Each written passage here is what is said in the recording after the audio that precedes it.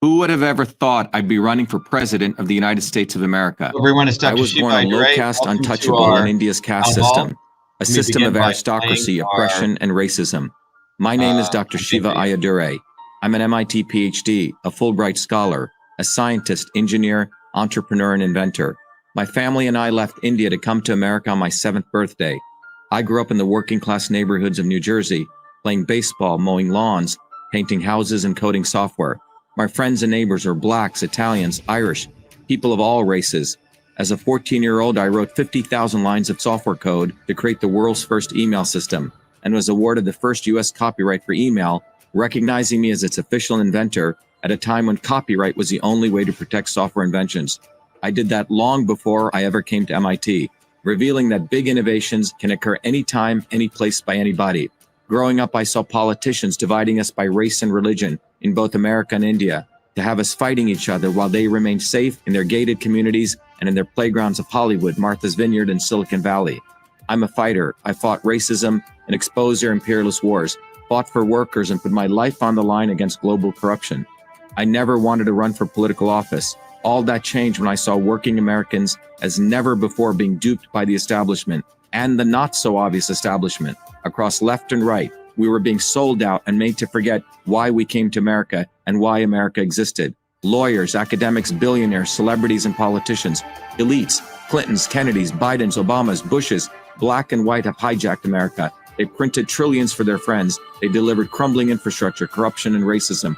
They've transferred trillions to themselves, dividing black and white, fear-mongering, and fake science, lockdowns and censorship, dirty air, food, and water, pushing drugs upon us, making us sicker. We've been sold out. One set of rules for them and another for us. We deserve a warrior with a history of courage and putting everything on the line for you, who believes in you, not them, who has created a movement bottoms up for truth, freedom, health.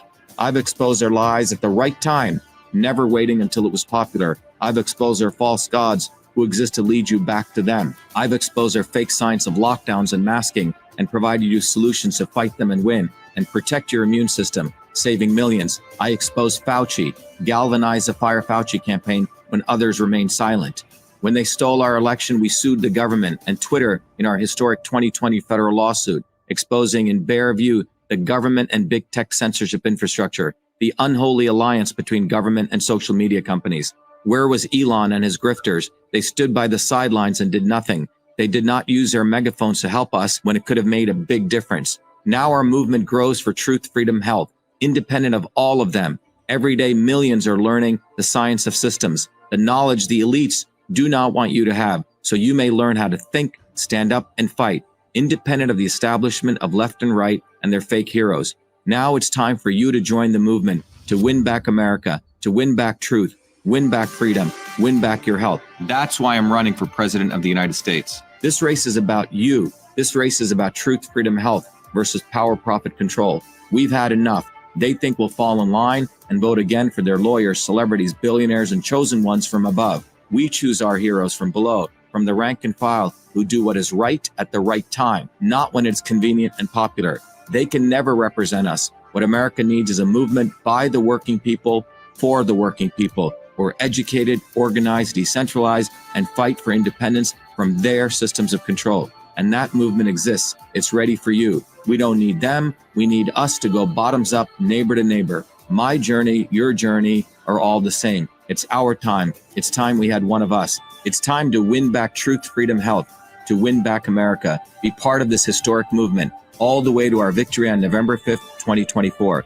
If you're an American citizen, pledge your vote now for Dr. Shiva Ayyadurai, the independent candidate for U.S. president. No matter where you live, you can be a part of this. Volunteer as little as 20 minutes a day. Don't delay. This is Dr. Shiva Ayyadurai, and I approve this message, paid for by Dr. Shiva for president.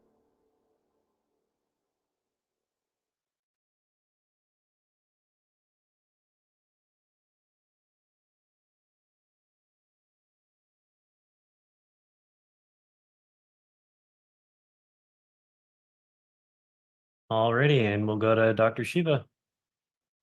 You have the floor.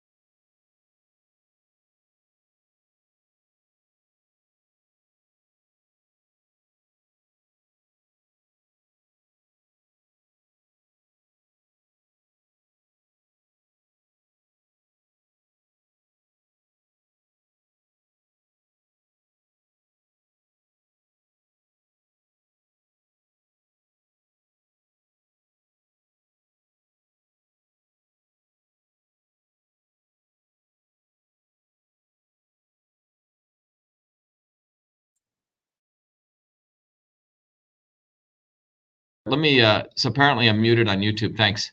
Let me begin. For those people on YouTube, welcome. I was muted, but I really want to honor the fight of the Russian people and the people of the Soviet Union that took place for many, many years fighting Hitler. And what I want to talk about today is, what is the singular focus of your oppressor? What is the singular focus of your oppressor, and what to do? All right, what to do, okay? And what is the singular focus?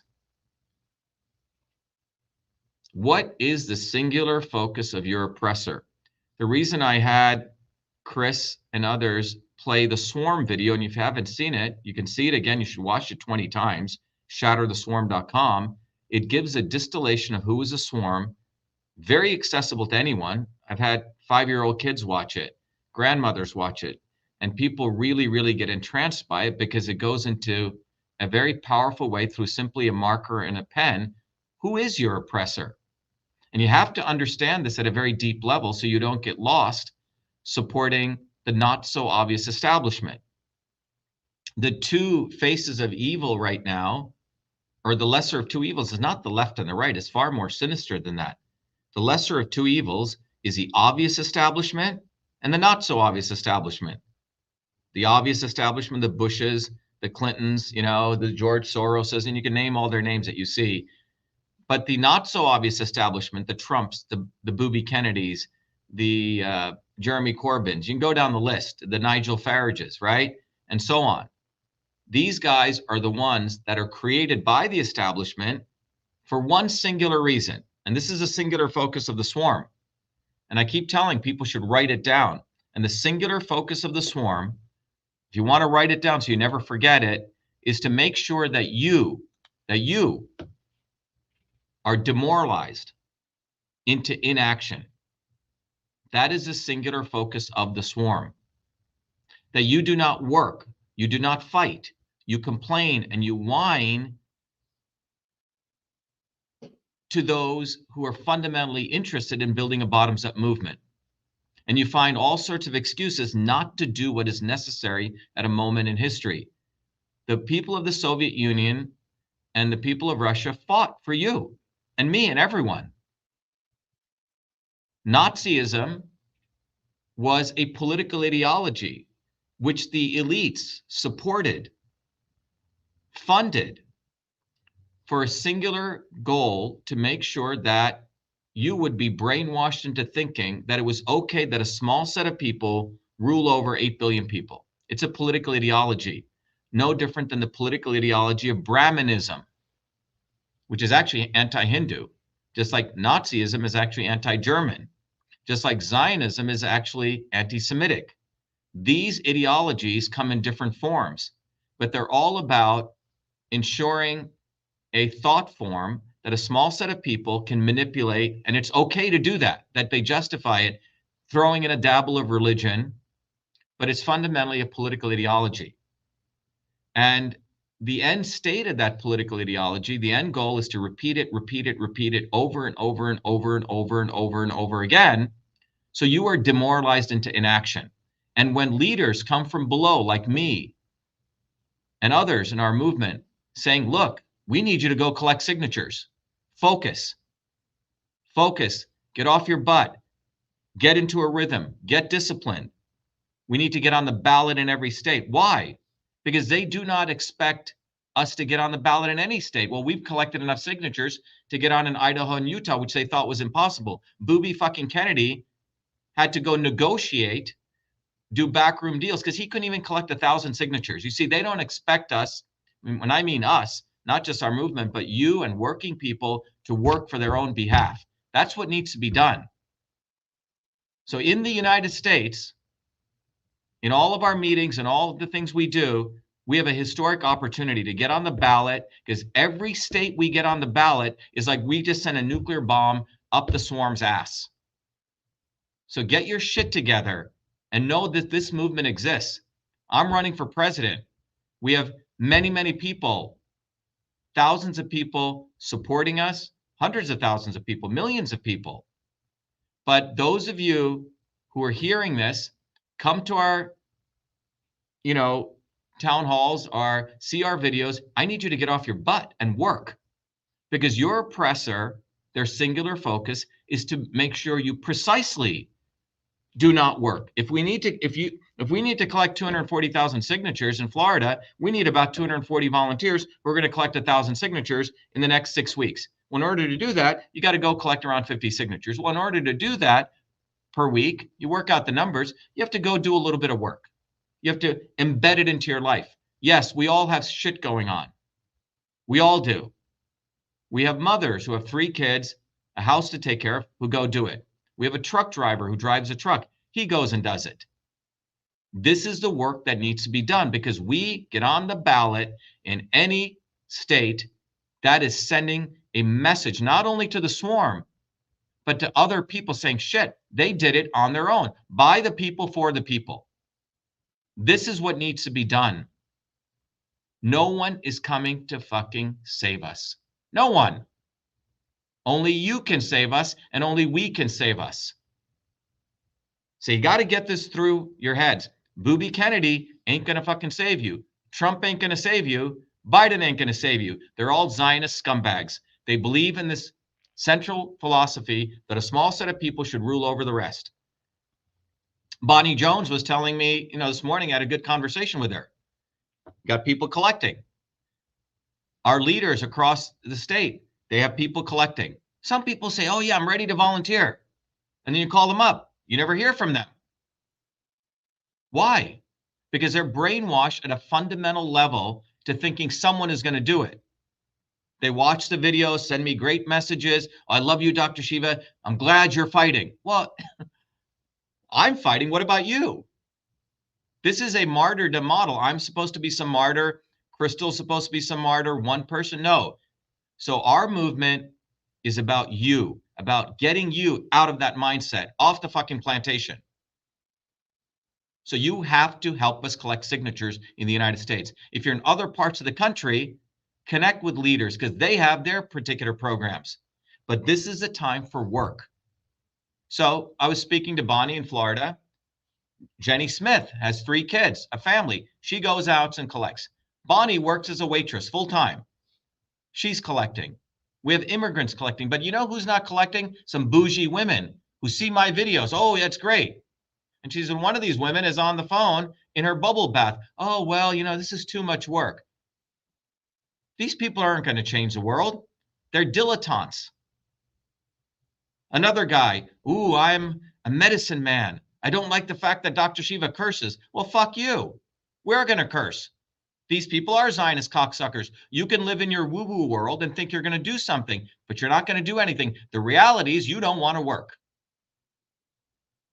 So we need people to get back in the mindset that no one is coming to save us, because the establishment has one singular focus. Everything they do is to make sure you don't get disciplined, you don't get organized, that you don't fight for your interests. That's what this is about. But our movement exists, and we are fighting for the collective interests of the 8 billion working people on this planet.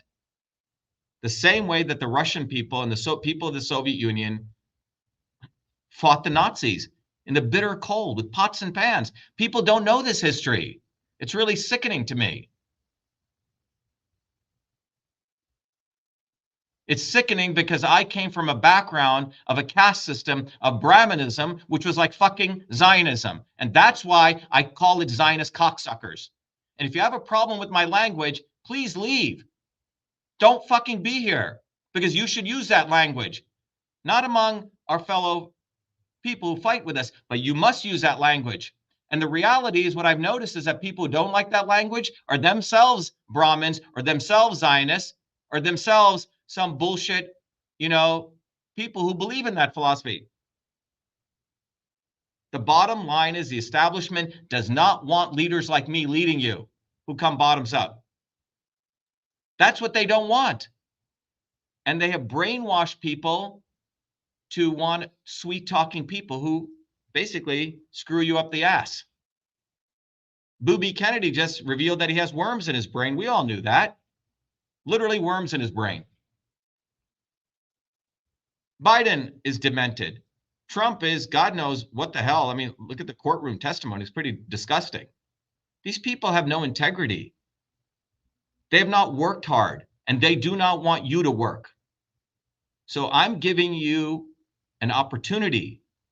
Our movement is giving you an opportunity to really get out of that mindset. Go to Shiva for President. Fucking volunteer. Get off your butts. And if you're volunteering, don't just dabble. Set a goal. Get disciplined. Get your fucking clipboards. Go collect signatures. If you're not doing that, it's all just theory. Because every state we get on the ballot is like dropping a nuclear bomb on the swarm. And they want to give you 100 million reasons why you can't do. But you know what? Immigrants, we fucking go do it. Women go do it. Working people go do it. They want to make you pussies. And you know what's fascinating? I find women go do it. They've made men pussies. They really have. So don't whine. Oh, I called this person. They're not helping me. Call them up. You said you wanted to volunteer. You wanted to help Dr. Shiva. What the fuck are you doing? Get them off their ass. That is the job that needs to be done. We are fighting a massive amount of neural brainwashing that's been done, because the singular focus of your oppressor is to make sure you sit on your ass and don't do anything. And step by step by step, you can see it in the United States, massive amount of surveillance, massive amount of control, step by step by step. The United States House of Representatives passed a bill in the House. It hasn't become a law yet, that anti-Semitism is equal to anti-Zionism. Think about that. That was done deliberately on May Day. That was no accident. The resolution was passed in December by a complete Zionist, Christian Zionist hoodlum, Mike Johnson, who was put in place by the Democrats and Republicans and the swarm. But the executive order for that was signed by Donald fucking Trump. And all of these people, all of my opponents running for president, all support that executive order. You see, they're all one, because they want to perpetuate the philosophy that you are lesser than them.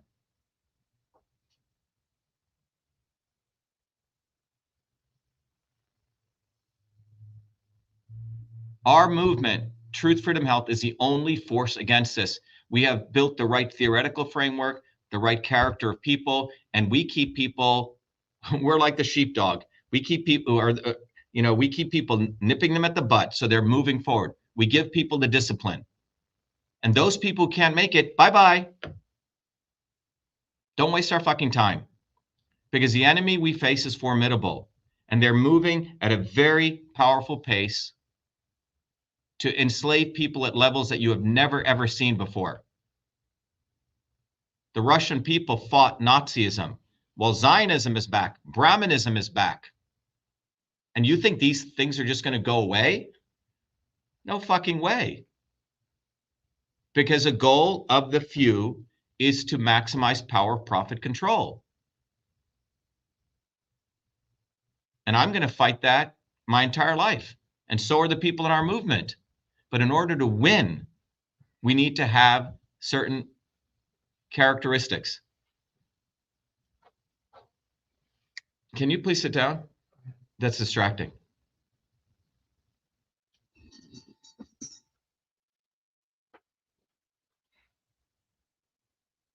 So that's where we're at. We need to really recognize that the singular focus of your oppressor is to demoralize you, is to make you not do work, find all sorts of excuses, especially when our movement exists, when someone like me comes up and is here. I was talking to a young gentleman out on the West Coast, 19-year-old young man. He gets a lot of this. And he and I both concurred. Their goal is to make sure that you don't build a movement. And if you're listening to this carefully, all these people who talk about the truth, you just have to ask them. Glenn Greenwald, Fucker Carlson, Donald Trump, Booby fucking Kennedy, Tulsi Gabbard. You know what the common thing is? They don't talk about building a movement. They don't want to build a movement. If they use the word movement, it is to distract you from being part of Truth, Freedom, Health, to getting off your ass and going collecting signatures. But that's what we need to do. Because that is, every state we get on is an inspiring victory for us. Forget about the winning the election, because they have many, many ways to cheat, but we can get on the ballot in many states. You can be part of that. You can make history. That's a massive movement forward. So recognize simple task. So those of you who started the process and said you were going to volunteer, we're going to keep calling you at least 7 times, right? Yep. And if you want to ghost us, well, you're a little pussy. You're running away because you said you wanted to be part of this. Pick up the phone, get a clipboard, and start collecting signatures. It'll transform you. It's like you're getting off an addiction to the abuse of the oppressor. It's a really liberating process. When you go every day and you collect some signatures, you do it again, and you do it again, and you do it again, and you hit a goal, and we do it collectively. It shows what we can do together.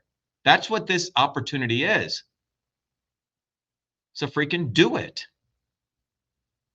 Don't just praise me. Yeah, I'll do videos all day. You know, I've worked hard for the skills I've earned, but what about your skills? What are you going to do? Are you going to get disciplined? There are other people collecting. Don't say you're going to collect and not do it. Do it. Don't try, do it. Set yourself a goal, 1,000 signatures. Go do it. That's what the world needs. We need the working people of the world to unite and start working together. And follow our leaders, guys like me, who came bottoms up. I'm not here to be likable. Some fool said, oh, Dr. Shiva says a lot of good things, but he's not likable. No, the elites want likability as their factor. We're not into being likable. The working people that I grew up in Newark and Patterson were not likable, but you know what? They got a lot of shit done, and they taught me to do work.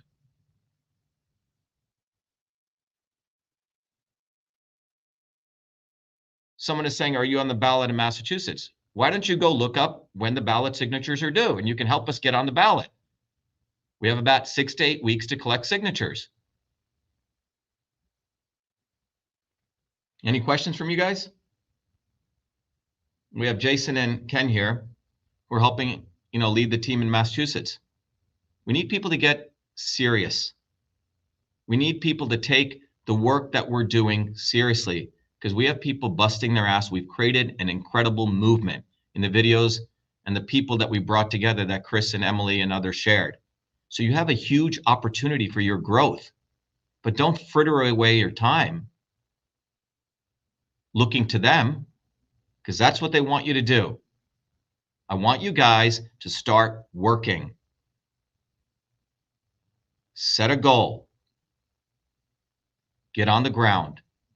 And if you're a leader in this movement and people are giving you excuses, well, you need to give them an earful, because that's your job, not to people please. That's what this world needs now. It needs real people who will do what's necessary and make sure they're not people pleasers. So again, let me end this by saying the singular focus of your oppressor is to make sure you don't fucking work. You get demoralized. You become nihilistic. You just talk and watch videos and praise other people and tweet out all day, but you don't get on the ground and do what's necessary. That's the goal. And then you get demoralized. It's a vicious cycle. You don't do the work. Someone lets you down, you get demoralized. And then you build your own little world, say, oh, I guess we can't do anything. I keep saying what Indians say, what to do. You get into that world. It's a very unfortunate place to be, but it's a very interesting place of oppression. You still stay on the plantation. So if you want to get off the plantation, do a couple of things right now. Go to Shiva for President. We made it real easy. Go get one of these bumper stickers and put them proudly on your car. and find other people. Tell them to put it proudly on their car, because 100,000 people see it per day, but you're making a statement. Number two, when we go around, if you're here, wherever you are, go to Shiva for President. We need people to help collect signatures. Yeah, it's going to be hard work. Yeah, you're going to have to sacrifice some shit. Maybe not watch Netflix for today. Maybe, get a quick meal and go out and do it. Yeah, you're going to have to make some sacrifices like the Russian people did for you. Like my grandparents did for me. So get into that habit.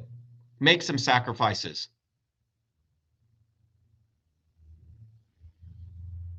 So that's what we need. We need people to take advantage of this opportunity that has been built for you.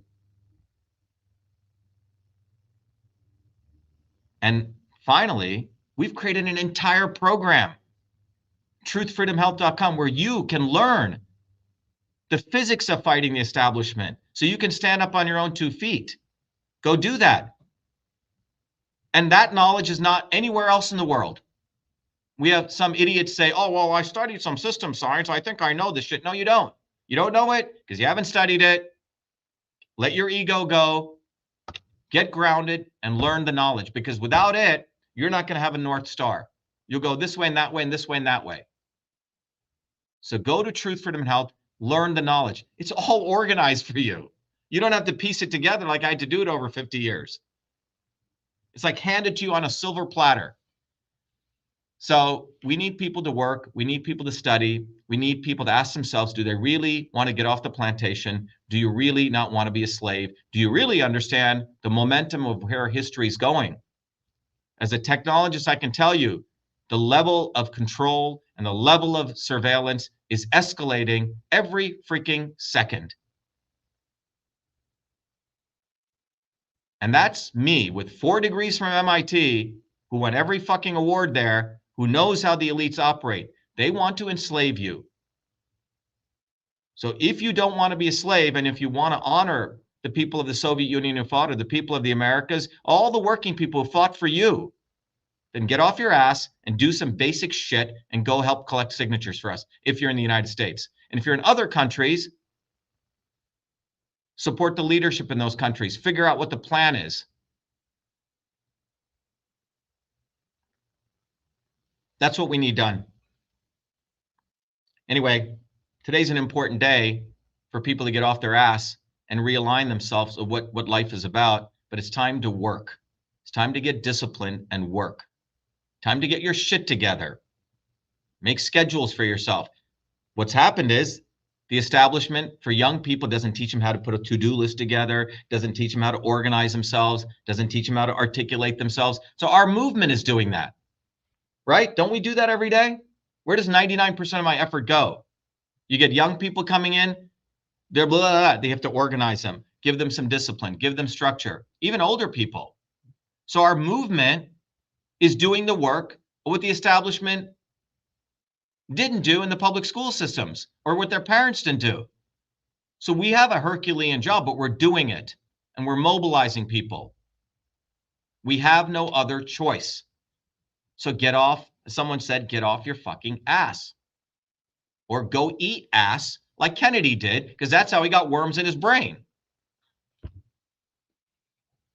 It's up to you. All right, let's do it. And if you don't want to do it, great. I'm not going to spend time with you. I'm not going to, you're a nice fellow maybe, but you're not serious. Get serious.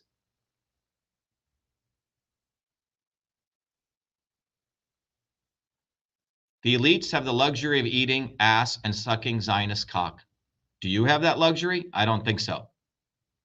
They have that luxury. Trump, Booby, Biden, Tulsi Gabbard, go down the list, all of them. They do not come from our universe. They don't give a fuck about you. So let's get with the program. truthfreedomhealth.com, Shiva for President. Let's get off the plantation. Thank you. We're going to go over to Zoom, and we're going to those of you on social media, welcome, but we're going to introduce some new people. And those of you who are the new people coming to our town hall, kindly take, no more than a minute. And if you're already been here, you can wait for Q&A, but we want to give the new people an opportunity to introduce themselves, how you found our movement, and what you're going to do to help our movement. So let's go. Go ahead. I'm going to hand it back to Chris Bradley.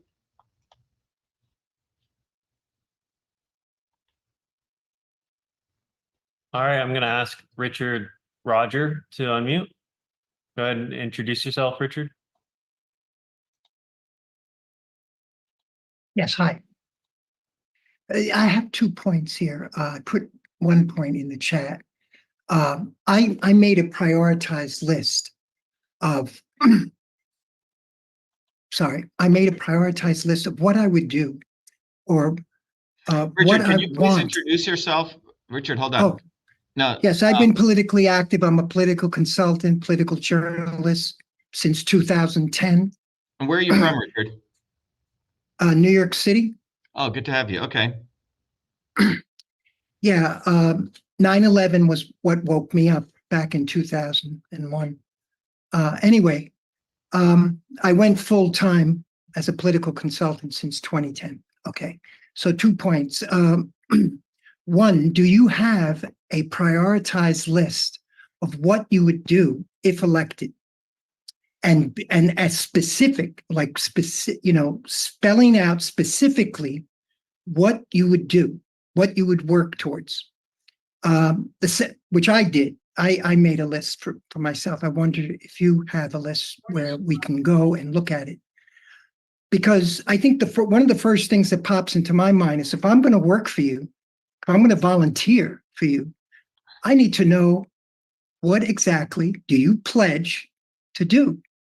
Now, the second point, again, is where were you when 9/11 happened? Where were you in the Iraq War, when we destroyed Iraq and Libya? Where were you when the 2008 financial crisis happened? Where were you? So you're like kind of, for me, you're like new on the scene. You just popped out of nowhere. So many things have happened that go against the interests of the people, of the ordinary working people class and the poor. So if you can answer those 2 points. Yeah, so let me tell you where I've been. Okay, I don't know where you've been, but since a 4-year-old kid, I've been fighting this system. This is not something theoretical. In 2007, I was the one who led the movement against the war in Iraq here in Massachusetts. I'm not sure what you were doing then, okay? During my PhD graduation, I was the one who organized one of the biggest anti-war protests. In 1981, since that time to today, I organized some of the largest protests against Zionism. This has been a long journey for me. I'm not sure what your background is, but I faced the caste system. You won't find a lot of Indians like me here. This is not theory to me. Now, I don't know where you were in 2020 when we are the ones who organized the Fire Fauci campaign and expose the vaccine mandates and mobilize nearly 3,000 different communities across the United States how to fight the mask mandates, did the science, did the work. I'm not sure where you were in 2021 when we're the ones who exposed, when I exposed single-handedly the backdoor portal into Twitter.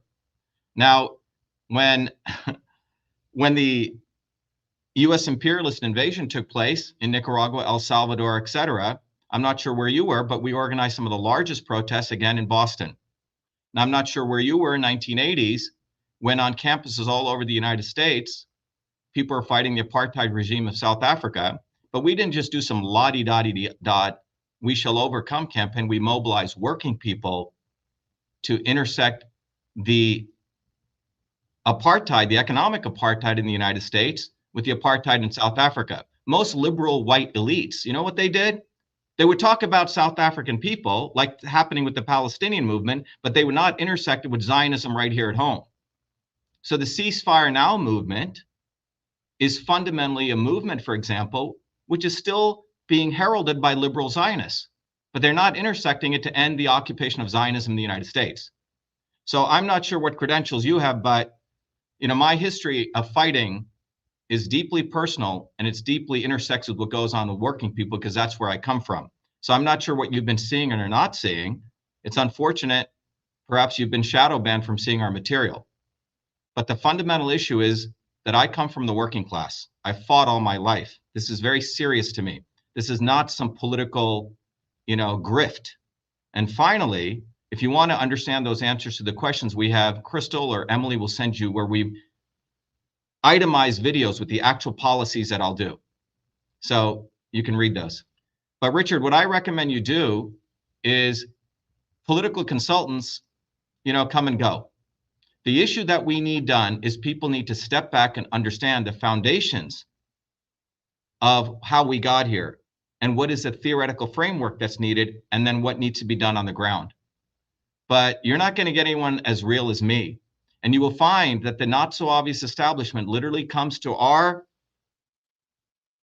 events here and literally copies our stuff. It was our movement which ran the Fire Fauci campaign. So this is not something new. This is not something new. And if you go to the About Us page, you'll see my history since a 4-year-old kid fighting, okay? I've been able to reflect and intersect my own oppression with the collective oppression of all people. But we have always done the right thing at the right time. We don't wait. I haven't waited when it was in vogue to talk about something. When or before the stuff happened, that's when we mobilize people. So we'll send you some videos on all those positions, step by step. There's one set of videos I did with a guy called Ed and myself and where's Chris here? Bradley. We've done a series of 3 or 4 videos which goes through gross detail the actual program. But thank you. Next question. Next person. Let's introduce the next person. Yes, please keep your questions for later. You can begin by, the goal of this is, who are you? Where are you from? And how did you come across our movement? And then we can go into greater detail on, if you want to ask my positions on any issue. And by the way, you won't find any other candidate who'll be this open. They won't even let you went to a Kennedy booby thing, right? They shut down chat. They don't let people even communicate. No one's even allowed to ask any questions. Their political consultants tell them not to ask questions. They have political consultants telling them how to message. There are no fucking political consultants here. We don't need political consultants. What we need is people getting on the ground and working. So if you're ready to work, great to have you, Richard. If you want to make it theoretical, I'm sorry. We have a lot of theory that we can do and you can go study it, but we can have a lot of discussions offline. But right now we're mobilizing people. We're getting people off their butts. So Delio needs your help in New York to get on the ballot, and you can help him there.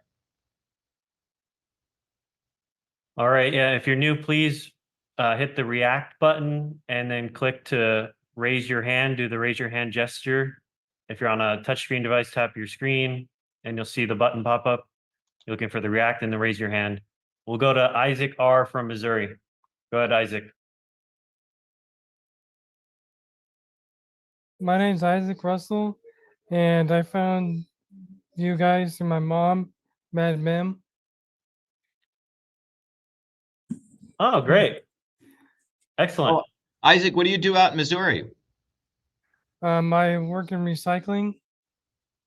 What kind of recycling? Cans, paper. I see. Plastic bottles. All right. Well, good to have you. In Missouri, we have some deadlines. Help your mom, collect signatures so we can get on the ballot. Okay? Yes, Dr. Shiva.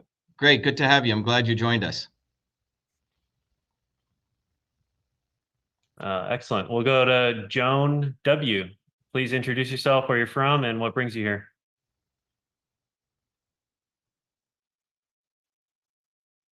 Thank you for allowing me to speak. Where do I start? I've been providing a lot of commentary, I'm sure over chat, but I think just the team can see that. Yeah, why don't you tell us where you're from first?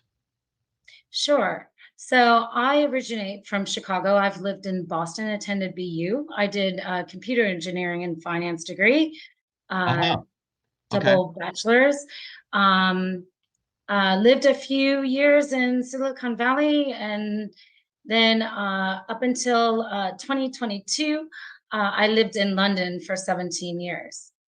So I am friends with Nigel Farage, and I totally agree that he's a trumpeter. And the poor thing, he just, he relies so much on Trump's popularity for his own.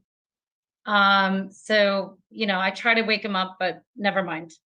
Forget about it. But, I think Dr. Shiva, like, I think you're adorable. And I don't mean that in a condescending way. I think you have so much value. Let me just to ask add. you, so how did you come across our movement, Joan? That's what we want to talk about. If you can. Because I pay attention to everything. Uh-huh. I've never been a political person, and to be honest, like when I was living in the UK, I just thought at the end of the day, I'm not going to vote for the lesser evil. And that's the way I felt for, almost 2 decades. But then I came across you. You had a couple interviews, and they resonated with me for 2 purposes. Number 1, you're anti-vaccine. Number 2, you're anti-war. And I can't find that across any other US presidential candidate we've got. Right? Initially, I was a supporter of RFK Jr.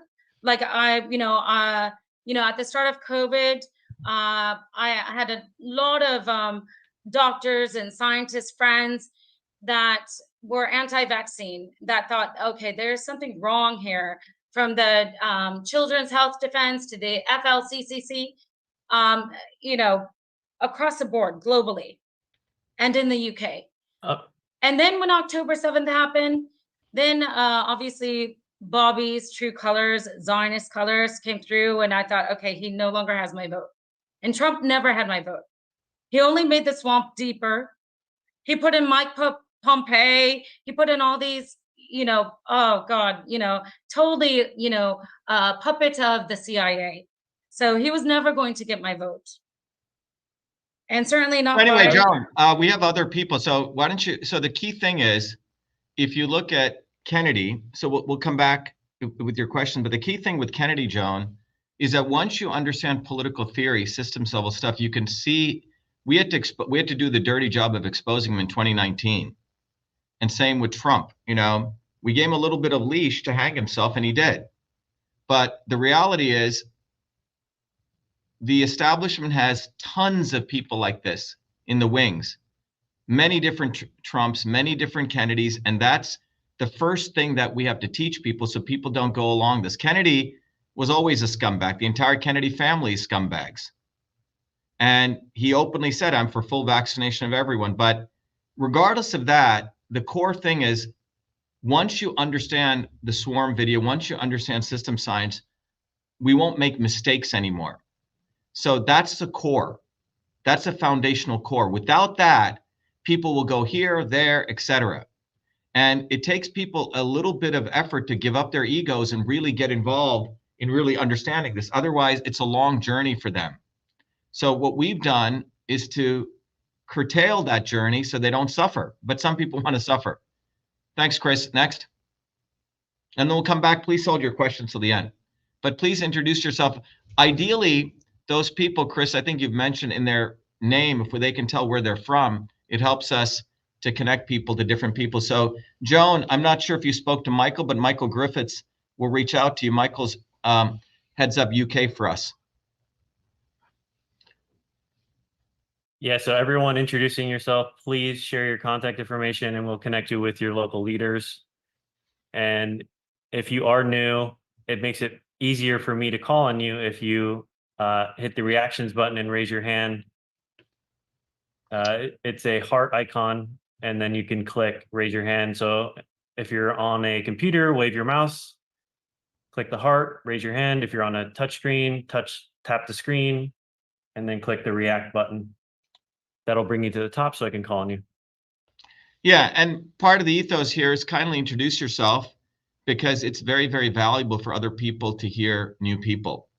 And also, we have people from Canada here, people from leaders from Asia Pacific here, New Zealand, Australia, and it's a good way for us to also connect you with people. For Michael, it's almost 2 in the morning, and Michael does double duty. Michael Griffiths was on the call this morning, mobilizing people all over UK and Europe, and then he's also here. So I want to thank Michael. Michael, make sure you get enough sleep. All right, I see Marcelo in Oregon.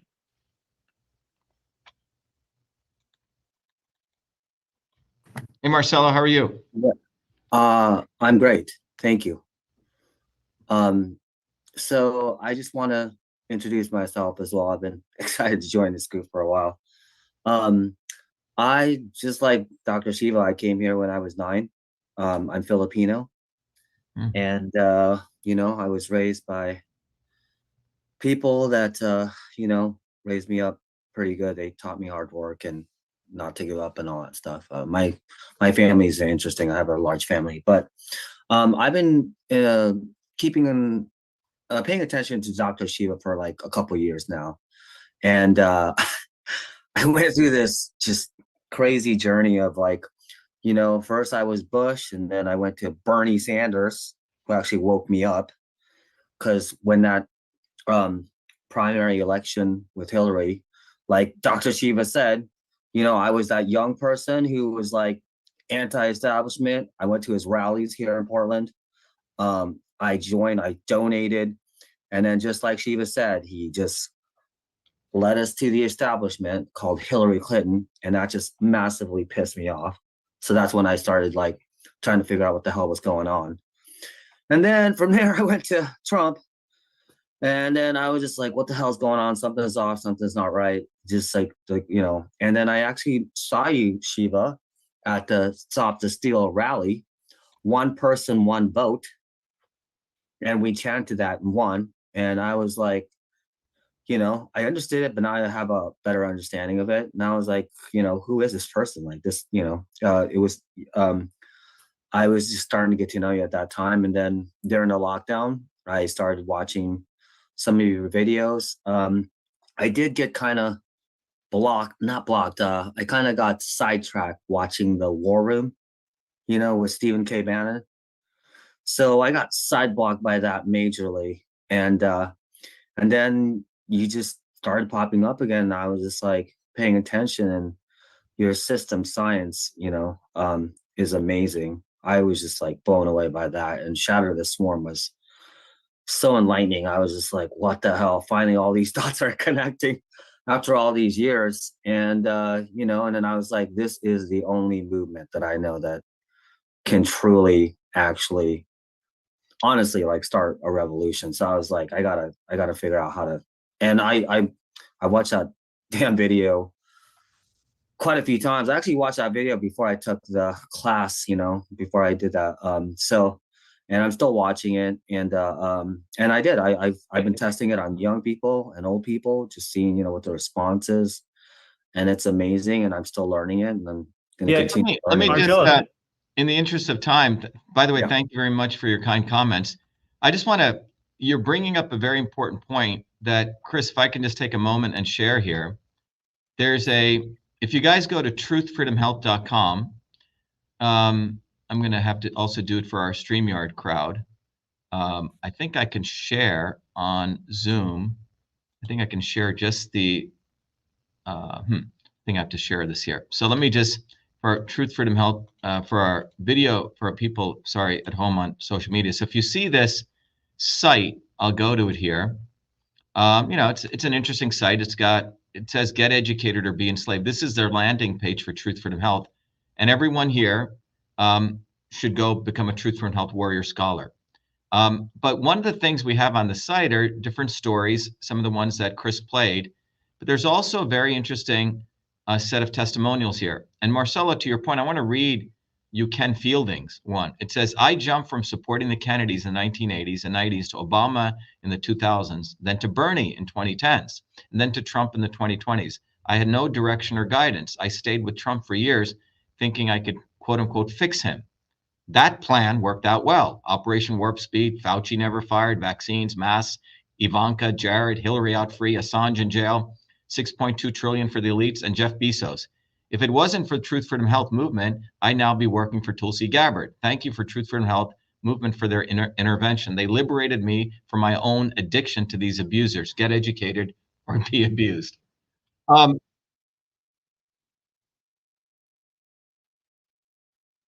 yeah. So let me just, yeah. So let me just.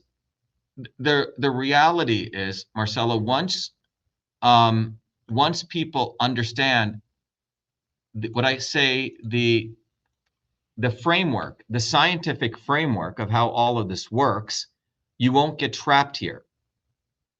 Okay? There is a framework, there is a scientific framework to all this. And once you understand that framework, you won't go here or here. You won't be like jumping from bed to bed to political bed. You'll have your North Star, we'll have our direction and know what needs to be done. And without that, you're going to be in this complete system of oppression. Because Tulsi Gabbard, for me, she's easy to see because you can see her, by her actions, where she actually stands. When the Iraq, when 9/11 took place, she was all out for invading Iraq. October 6th, 7th, she was all out for bombing the shit out of the people of Palestine. She's a warmonger. And go look at her role as a lieutenant colonel. She runs the psychological operations unit. So it's all in front of you. But without the theoretical framework, people think, oh, well, Trump said the right things. This person said the right things. Nigel Farage said the right things. All these people are scumbags. They're created by the swarm. Get back to what I shared with you, to oppress you so you never get off your ass and do anything. So I learned this in 1984 as a 17, 18-year-old kid. I was forced to learn this because a lot of young people were being moved by Jesse Jackson, who was created by the swarm. American white working class were manipulated by Trump. But you realize that the swarm has a physics, and you have to understand this unless you want to be screwed. So like Ken Fielding's quote says, he jumped here, then he jumped here, then he jumped here. And he says, it's an abuse mentality. So that is why without theory, Crystal and I talk about this all the time. Without theory, you will be screwed. You will never ask the right questions. You will jump from here to here to here. So you have to study theory, capital T theory, the framework, the scientific dynamics. Political scientists don't understand theory. They're just blah, blah, blah. They just learn some bullshit. Political consultants don't understand theory. If they are political consultants, most of them are working for the swarm. And they just follow this very rote model. There's no rote model here. The bottom line is we need to build a bottoms-up movement, period. Period, period, period. We need to get people off their ass, and they need to understand this theoretical framework.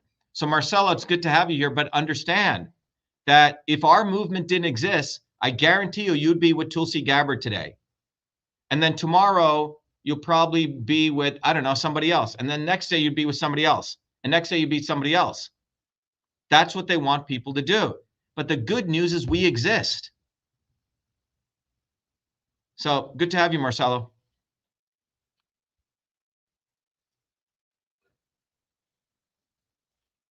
Yes, thank you for sharing your story. That was wonderful, and I thought it would be interesting to have him share some of the stuff that happens in the Philippines in regards to speaking out politically in the third world and what happens to you. What do you think, Dr. Shiva? I think let's just introduce some other people, Chris. Let's come back to that. Okay. I think we have a number of people we see that are new here. We have another one with their hand up, Miriam Mello. Hi, Miriam. How are you? Good to have you. Where are you from, Hi. Miriam? Thank you. So I'm a Rhode Island resident, but live in Massachusetts. Oh, you do? What part of Massachusetts? I'm in Concord. Oh, you are. You're right next door. Yep. Yeah. Yep. I used to live in Cambridge, but in Watertown. But anyway, so my question is, first of all, why don't you introduce yourself? If we want to do questions, can you just tell us who you are, how you came across our movement, what you do, a little bit about yourself? That'd be great. Sure. So my name is Marian. Thank you for pronouncing my name correctly. Rhymes with Syrian. I came across the movement just from social media, I guess. I was really, I work in healthcare. I'm not clinical though. And I mentioned this at the last open house, but so with the forced vaccine, I'm not anti-vaccine. Being having primary immune deficiency, I was interested in getting vaccinated, right? Anything to help boost my immunity. However, when the vaccines were proven ineffective, and then the hospitals were forcing the boosters, and I just found that, well, and also that the CEOs are on the board of the pharmaceutical companies, and on the board of the hospitals. It just seemed like there was a lot of conflict of interest. So many things have kind of opened my eyes. And then when I came across your video, the swarm video, I was like, that's it. Like, that is so, everything that you talk about are things that I've always that I've seen, and that I've been critical of myself. So anyway, my question is, when I come across people online, if I'm responding to a post, usually like a CNN post or a news CBS, and people are like, this is why we have to vote blue. We can't allow Trump to get back into office. So many people are afraid of losing, like women are afraid of losing reproductive rights for a total ban of abortion and all of this. And they, whenever I post, or I point them to you and the movement, I get pushback, like, this is not the right time to join a movement, like there's too much at stake. And so I don't know, I'd like some guidance. I haven't done the warrior training. I've only done the $25, and I just started reading your book. But what would be a good response to that? Yes. So Marion, yeah. So I want to answer that. I just want to make sure we're because I want to make sure we have other people. We introduce people. So if you can just hold, I'll answer that at the Q&A time, if that's all right with you. Of course. I do want to, one of the things you brought up, if you go back to 2019 I did the first video you can see there. It's called Beyond Vax and Anti-Vax. Okay. And we'll let people come to so you see, the establishment wants to always create a dialectic so we don't go and find the real issues in anything. So they create the obvious and the not so obvious establishment. And this comes from study and training, because it's not intuitive to get this. So they keep doing this. So we were very, very clear that this is about boosting the immune system. This is about creating a resilient immune system. Because from a pure scientific standpoint, systems are measured, the health of a system is based on one word, it's resilience. Can it take a hit and bounce back? So once that principle is understood, you don't go pro-vax, anti-vax. So, and then you don't get lost in all these nonsense, okay? You focus on what are the policies that have been done to destroy our immune systems globally. So that's like the root of evil, like what was done to destroy our immune systems. Once that's clear, everything becomes obvious, in the sense you see, oh, between 1960s till today, the swarm has been destroying our immune systems. It's not vax or anti-vax. It's a wrong way to look at it.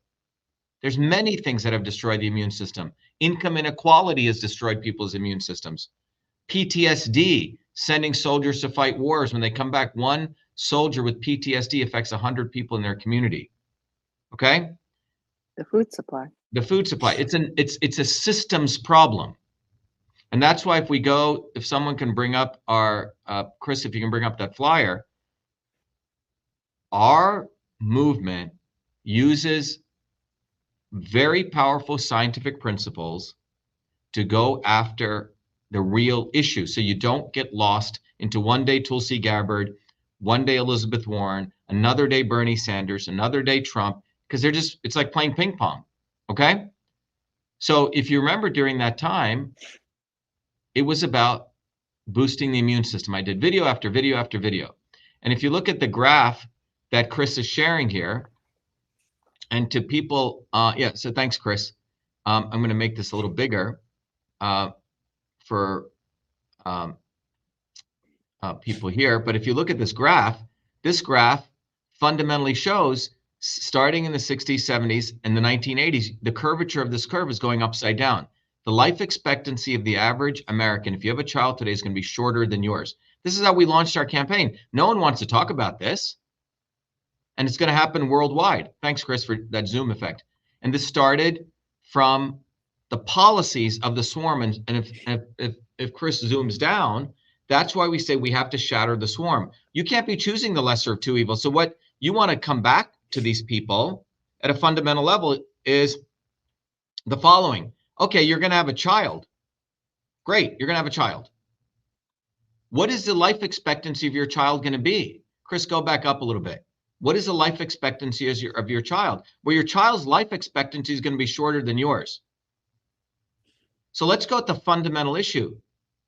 Yeah. The swarm has passed policies to destroy people's life expectancy.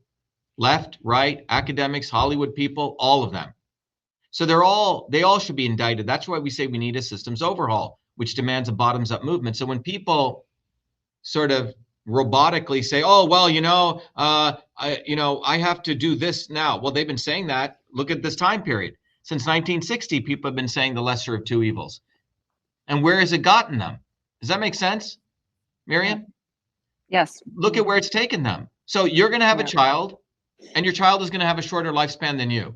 So what are you bringing your child into?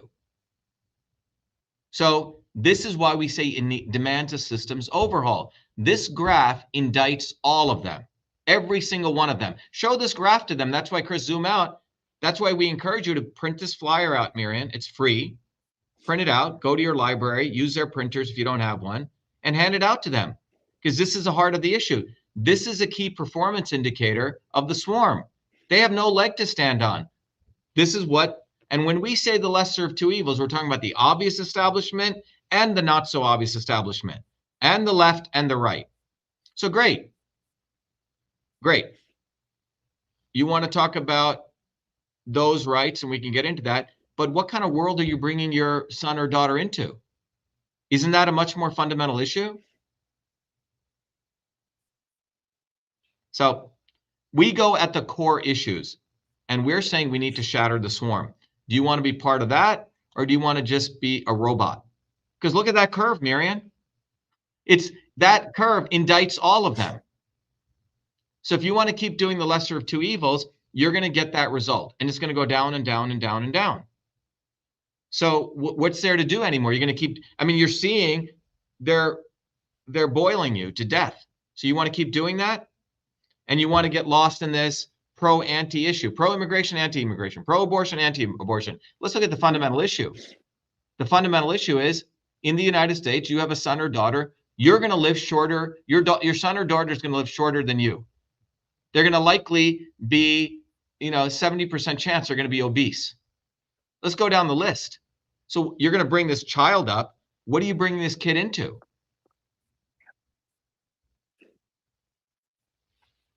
So I hope that helps. Take that flyer and print it out. Hand it to them.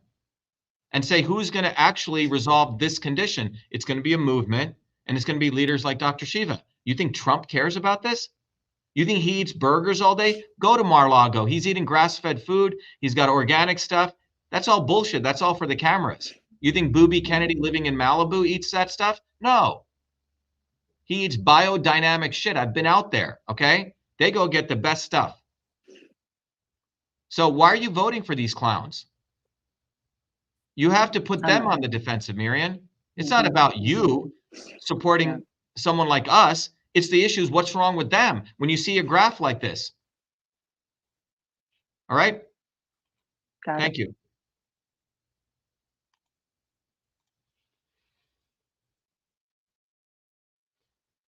Okay, I see we have some numbers here, so I don't have any other hands up.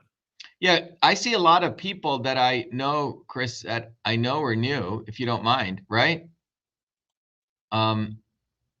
So you can choose some of the people with the numbers. They have to hit *6, right, Chris? Yeah. 516-503-0180. Hit *6 on your phone. I'll ask you to unmute.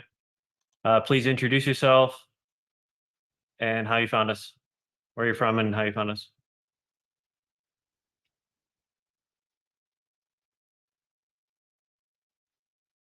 It's 516-503-0180. If you won't unmute, we'll also go to 832-907-7774. I'll ask you to unmute.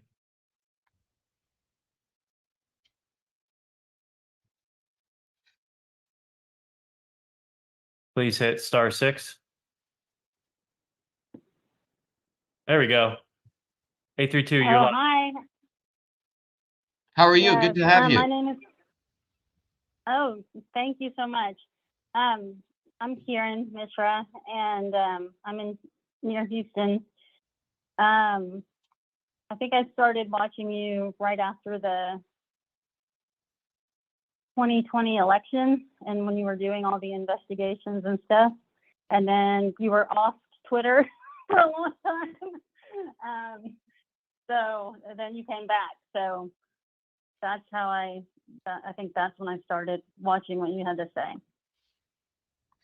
Yeah, I mean, think about it. A United States Senate candidate was thrown off Twitter for exposing the fact that the government has a backdoor portal into Twitter.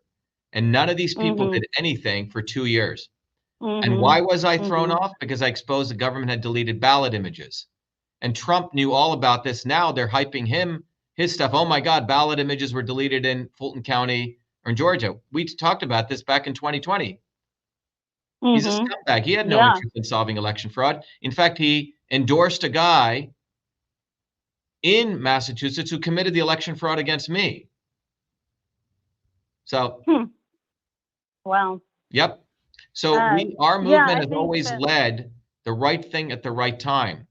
And the level of invisibility that they do to us, that is the real elephant in the room. But it's good to have you. Yeah, thank you so much. And where are you from? What part of the world? From Sugar Land, Texas, which is near Houston. Okay. We have Ryan Shea here. Is that Ryan, right? Who heads up?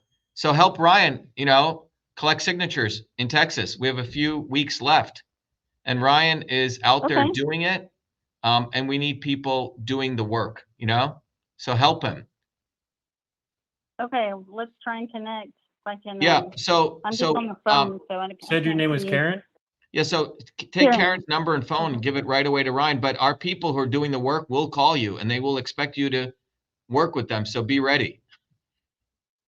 Oh, I have one. Well, this might not be an appropriate question for right now. I can ask you some. Yeah. Why don't you wait? Yeah. Or put it in the chat to Chris. Yep. Go ahead.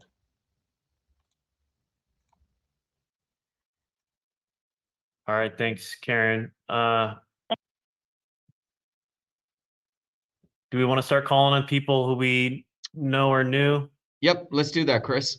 So we have a number of people that I can see. All right. We have Alte Dogru. I believe we have Alte on before. Oh, yeah. No, we've had Alte before. Sorry. Hi, Dr. Shiva. I was just applauding. I wasn't raising my hand. Okay, thanks, Alte. Good to have you. Yep. Barry Kassoon. Barry, how are you? Barry, if you could unmute and just introduce yourself, where you're from. Hi, Barry. Hey, how you doing? Good, hey, Barry, Dr. where are you I'm doing good. I'm from Florida, so I'm doing good. I spoke to you this morning. Oh yeah, good to have you, Barry. Yep. Spoke to you this morning with Bonnie. Getting stuff going here. All right. Getting some people engaged and all that good stuff. Great. Just trying to keep it going, and get as much as we can before the deadline. All right, yeah, Barry's out there doing the work, walking the walk. He's got 2 other people he's recruited, and he'll be on our morning meetings at 8. So I'm working directly with leaders all over the country. So we do these tight meetings to make sure people are headed in the right direction. Thanks, Barry. let's go over to Oscar Leon. Oscar, how are you?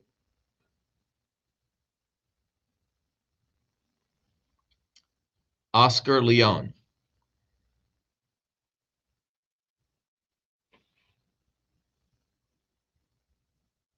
Hey, Oscar, go ahead. Oops, he unmuted. Unmuted. Chris, have we introduced Hunter Day from New Prague, Minnesota? I'm not sure if Hunter's been on before. Hunter, how are you from New Prague, Minnesota? Hunter, if you could unmute yourself. Hunter, how are you? Yes, sir. Hey, Dr. Shiva, Hunter here from Minnesota. Yeah, I've introduced myself. I've been part of the movement since December, and I've been watching you for a couple of years, but very good. How are you doing, sir? Good. How are you working with Jeremiah there? Yep, Jeremiah. We're in contact, so everything is going well. All right, great. Yeah, your signature collection starts it started, or you have a little bit of time? Oh, so in Minnesota, it's May 20th. So we got, what, 9 days? Yep. And how many signatures do you have to collect there? We need 2,000. So we want to double that, right? Yep. All right, awesome. Okay, really roger good. that. All right, awesome, man. Good to have you. Yep, thanks. Excellent. Do we introduce Raul from East Asia? Raul, how are you? Hello, Dr. Shiva. How are you doing? Good. What part of East Asia are you in? I'm in Japan. Oh, I see. Okay. Can you kindly introduce yourself? Well, as I said, I'm based in Japan. I do research and analysis work. And I publish, what my findings and my observations, publish them in various forms, whether online or in books, podcast videos. I do podcasts in Japanese with a British friend, and that's, I mean, where are you originally from? I'm originally from the United States, but I was raised in U.S. and Australia, and I've lived most of my life outside of the United States, actually. So mostly in Asia and Europe, but I retain my American accent. Okay, well, good to have you. Thank you. We've translated a number of our items into Japanese, believe it or not, way early in 2019, 2020.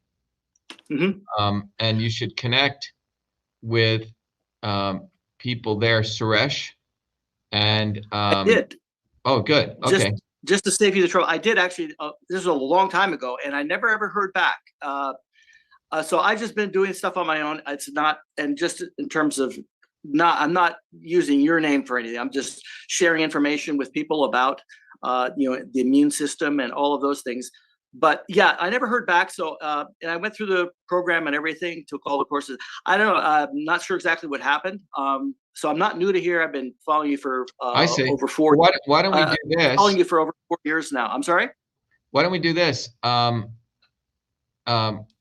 Crystal and Emily will give you my email, okay?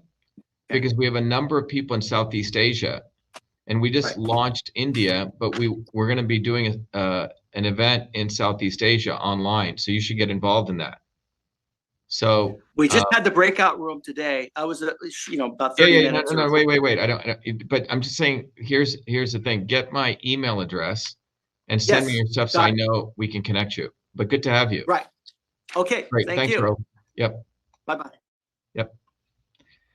All right, Chris. I think we pretty much got everyone. If anyone's new and you haven't had a chance to introduce yourself, please raise your hand. Oh, we have Ken Freeland. Is Ken new? Ken, go ahead. Ken, what part of the world are you from, Ken? Sorry, no, I was raising my hand to ask a question. I thought that was what you were announcing. You were ready for that. Yeah, let me just make sure there's no one else. Sure. Yep. So is there anyone else who hasn't had a chance to introduce themselves? Anyone from the Booby Kennedy camp who's here taking notes, so you could have him, do videos with our content, please just introduce yourself so we know you're here, because we know you're here. Just might as well introduce yourself. All right. So I think so let's go on to Q&A. Question, go ahead, Ken. Ken Freeland, you can unmute yourself. It's 10:06. We'll take, Chris, how about like 15 minutes? Yep. So please be succinct. And yeah, go ahead, Ken. And I'm going to see who has questions online too, Chris. So anyone online who has questions, feel free to post them right in the chat.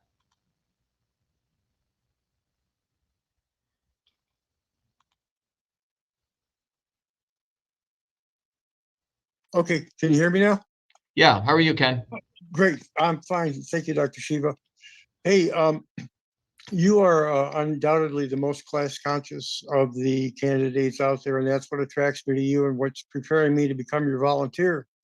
But there's one issue that it seems doesn't fit with that bill, and that's what I wanted to talk to you about tonight. So, on the question of illegal immigration, okay, what I understand from your staff, because I haven't been able to find a clear statement from you about it, is that you are accepting this bipartisanly supported massive immigration, which is simply a swelling of the ranks of the reserve army of the unemployed to put downward pressure on wages while erosion's eating away at working class paychecks. And I don't see how that's in the interest of the working class. So if you are not accepting this as a done deal and something that you want to move forward from as opposed to resolve, in my opinion, you're leaving it to Trump, who doesn't give a crap about the working class, but sees this as an issue that he can gain traction with those voters by offering them the solution of mass deportation. So what is your approach? Yeah, so where did you get this thing that I support this bipartisan view? I've never supported any bipartisan view. So first of all, where are you? Well, what I'm saying is, okay, so in talking with Nicholas, and he was just trying to give me his best impression of your position, which is that people should be offered a path forward to citizenship. There's no question about resolving the issue of the fact that they're here and they're putting downward pressure on wages. So if that's not your position, maybe. Well, I don't. Yeah. So look, if you're looking for a soundbite, that's not what you're going to get from our movement. So let's step back and let me answer that question, which I've done in a number of videos that we can send to you. But it's a good question. So let's go through this. Okay. Now you claim that you are for working people. Is that what you're saying? That's sort of your nom de plume, right? That I'm supporting working people. You also support working people. Let's really discuss that, because most people who talk about working people have not really looked at this whole thing. So the left talks about working people, and we hit the left from the left. The right talks about working people, and we need to hit the right from the right. So here's the reality. If we look back and what's going on, I did this very interesting conversation with a MP, a former MP from Britain. Right now, the so-called right and the left, they really, really love, let's say, radical Islam, for example, okay?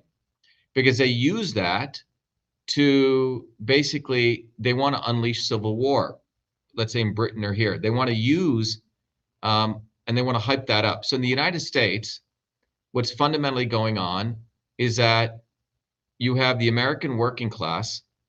Over the last 50 years, we've created lumpen elements of the American working class, and I'm sure you know what that means, okay? Since you're coming from a Marxist perspective, and by the way, Engels said, the worst people in the world are Marxists because they don't really understand Marx, okay? But nonetheless, Marx had two definitions of the working class, right? Obviously the worker, but he also wrote an essay on the lumpen proletariat, which a lot of people haven't read. So the lumpen proletariat is what the elites are doing to the US working class. They have large sections of the working class who are basically not working. All right. So this is being done deliberately. Then, so just put that over here. That's one sort of piece of the system here. The other piece is we cannot forget it was US imperialism which invaded, destroyed many of these countries. US imperialism, from be it Chile, El Salvador, Nicaragua, Bolivia. I mean, go down the list. It was a domino theory of Kissinger, who was brought in by another imperialist scumbag, John F. Kennedy. Okay. So throughout Latin America, we abused, we tortured, literally tortured people for US imperial interests. And that cannot be denied, that you had huge sections of brown people, a lot of brown people, fleeing those, dictatorial governments coming to the United States for whatever they could do, right? Just flee those environments. In many ways, my parents fled the Indian caste system, right? To come to the United States. Now, they were engineers, and the United States made it easy for engineers to come because the US had a dearth of engineers and scientists, people like that. So these are dynamics that are highly related in a world global system of oppression. So these people who we try to dehumanize, saying, oh, they're just these random brown people coming here, and as Trump said, they're all criminals. It's not true, right? So that's another element. The other piece is both wings of the establishment have no interest in, quote unquote, solving immigration. They have no interest. One wing uses them as a voting bloc, and the other uses them to advance Wall Street's interests of maximization of profit. This is another phenomenon, right? So the issue is, what is actually the problem? What is the immigration problem? And I would argue the immigration problem begins with dividing the immigrant worker who actually comes here to work and the American worker, and to point one wing of the working class against the other wing of the working class. This is fundamentally what's going on. And the economies of the world have become highly interrelated. And more importantly, the American working class, every microsecond, every moment, is being brainwashed to never fight for their rights anymore. This is happening, is what I'm talking about, demoralizing them, demoralizing them, demoralizing them. So if you want to actually solve, quote unquote, immigration, which I don't believe any wing of the establishment has, during Obama, there were more efforts done to stop illegal immigration than Trump did. The facts are there. You can see the data.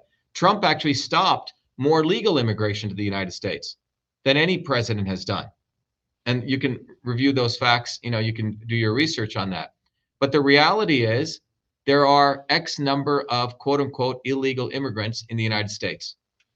X. Now, what are you supposed to do with them? You're going to deport all of them? Well, I would argue, if you want to talk about what it means, if you take it from a proletarian standpoint, we want to support the proletariat, right? Ken, I think you would agree with that. Well, there are a lot of lumpen proletariat that should perhaps, if you follow this model all the way through, should be perhaps shipped out of the United States, okay? Because they're not really proletarians anymore. They're living off the work of hardworking people.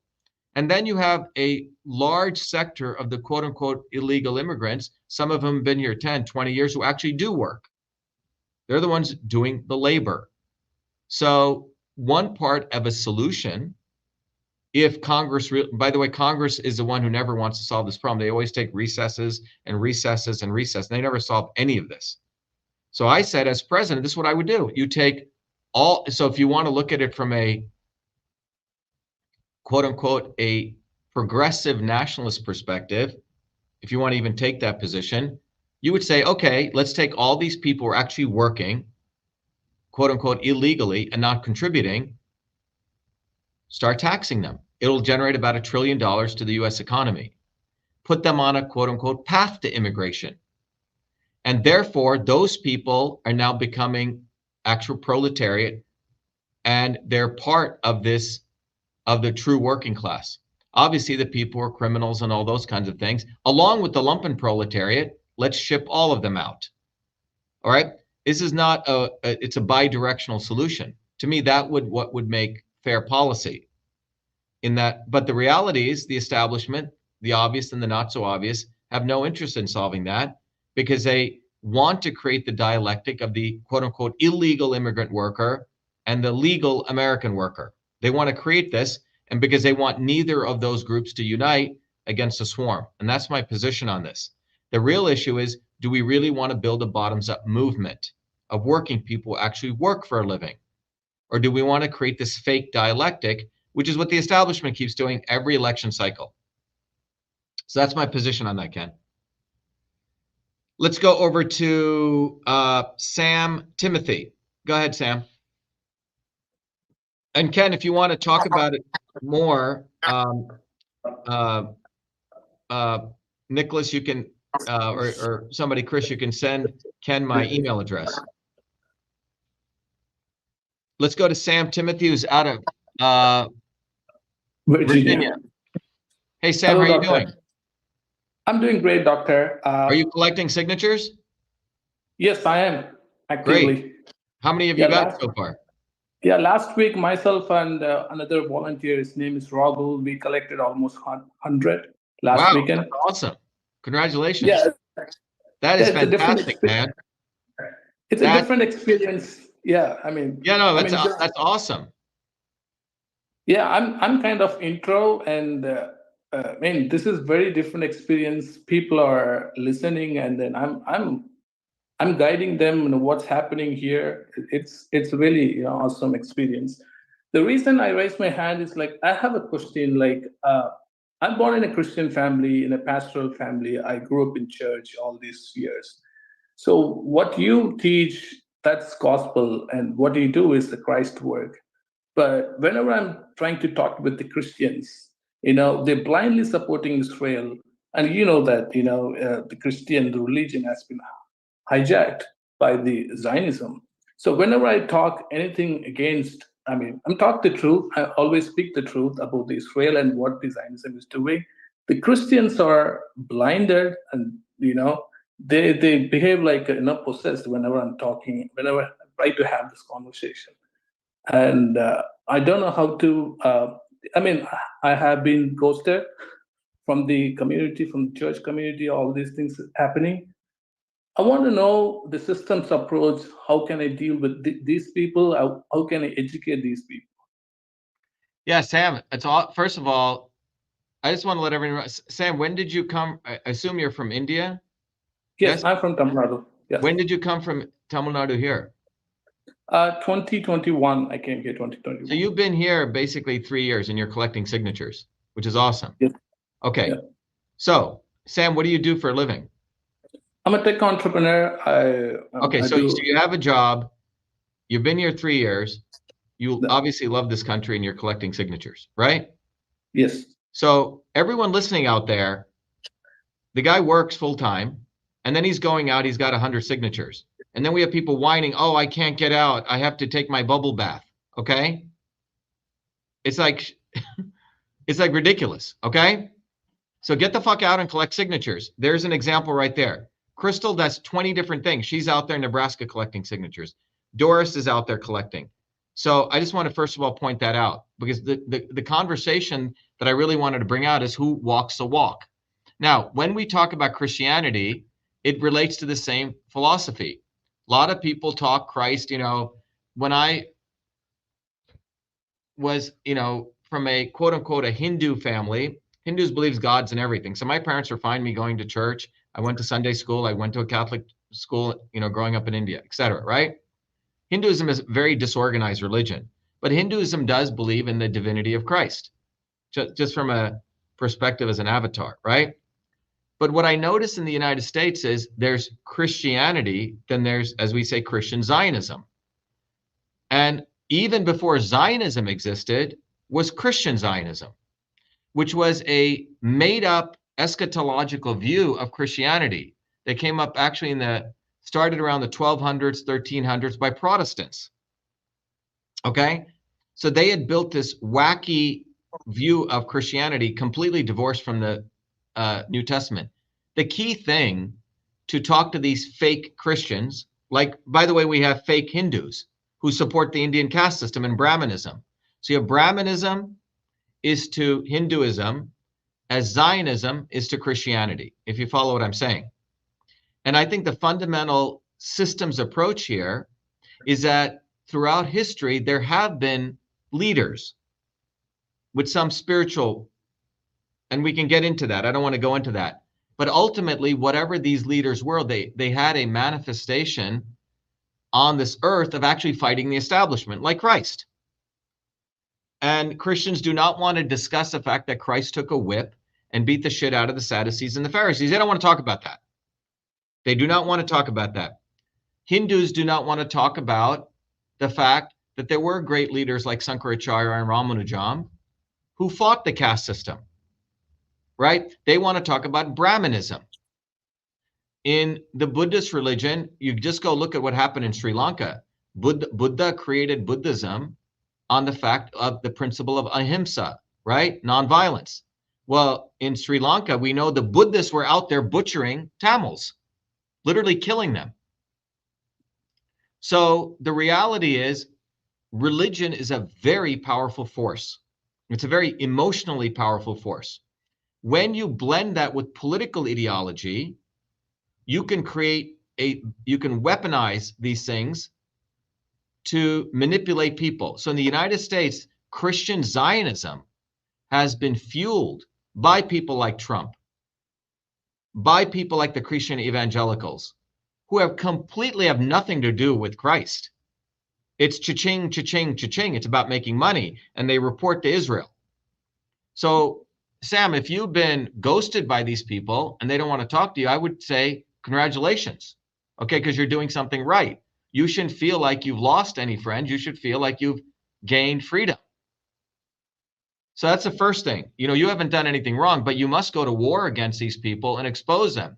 So one way we could do that, Sam, and you can write to Crystal and get my email. We could do a video if you want, having this discussion of what happened to you. You see?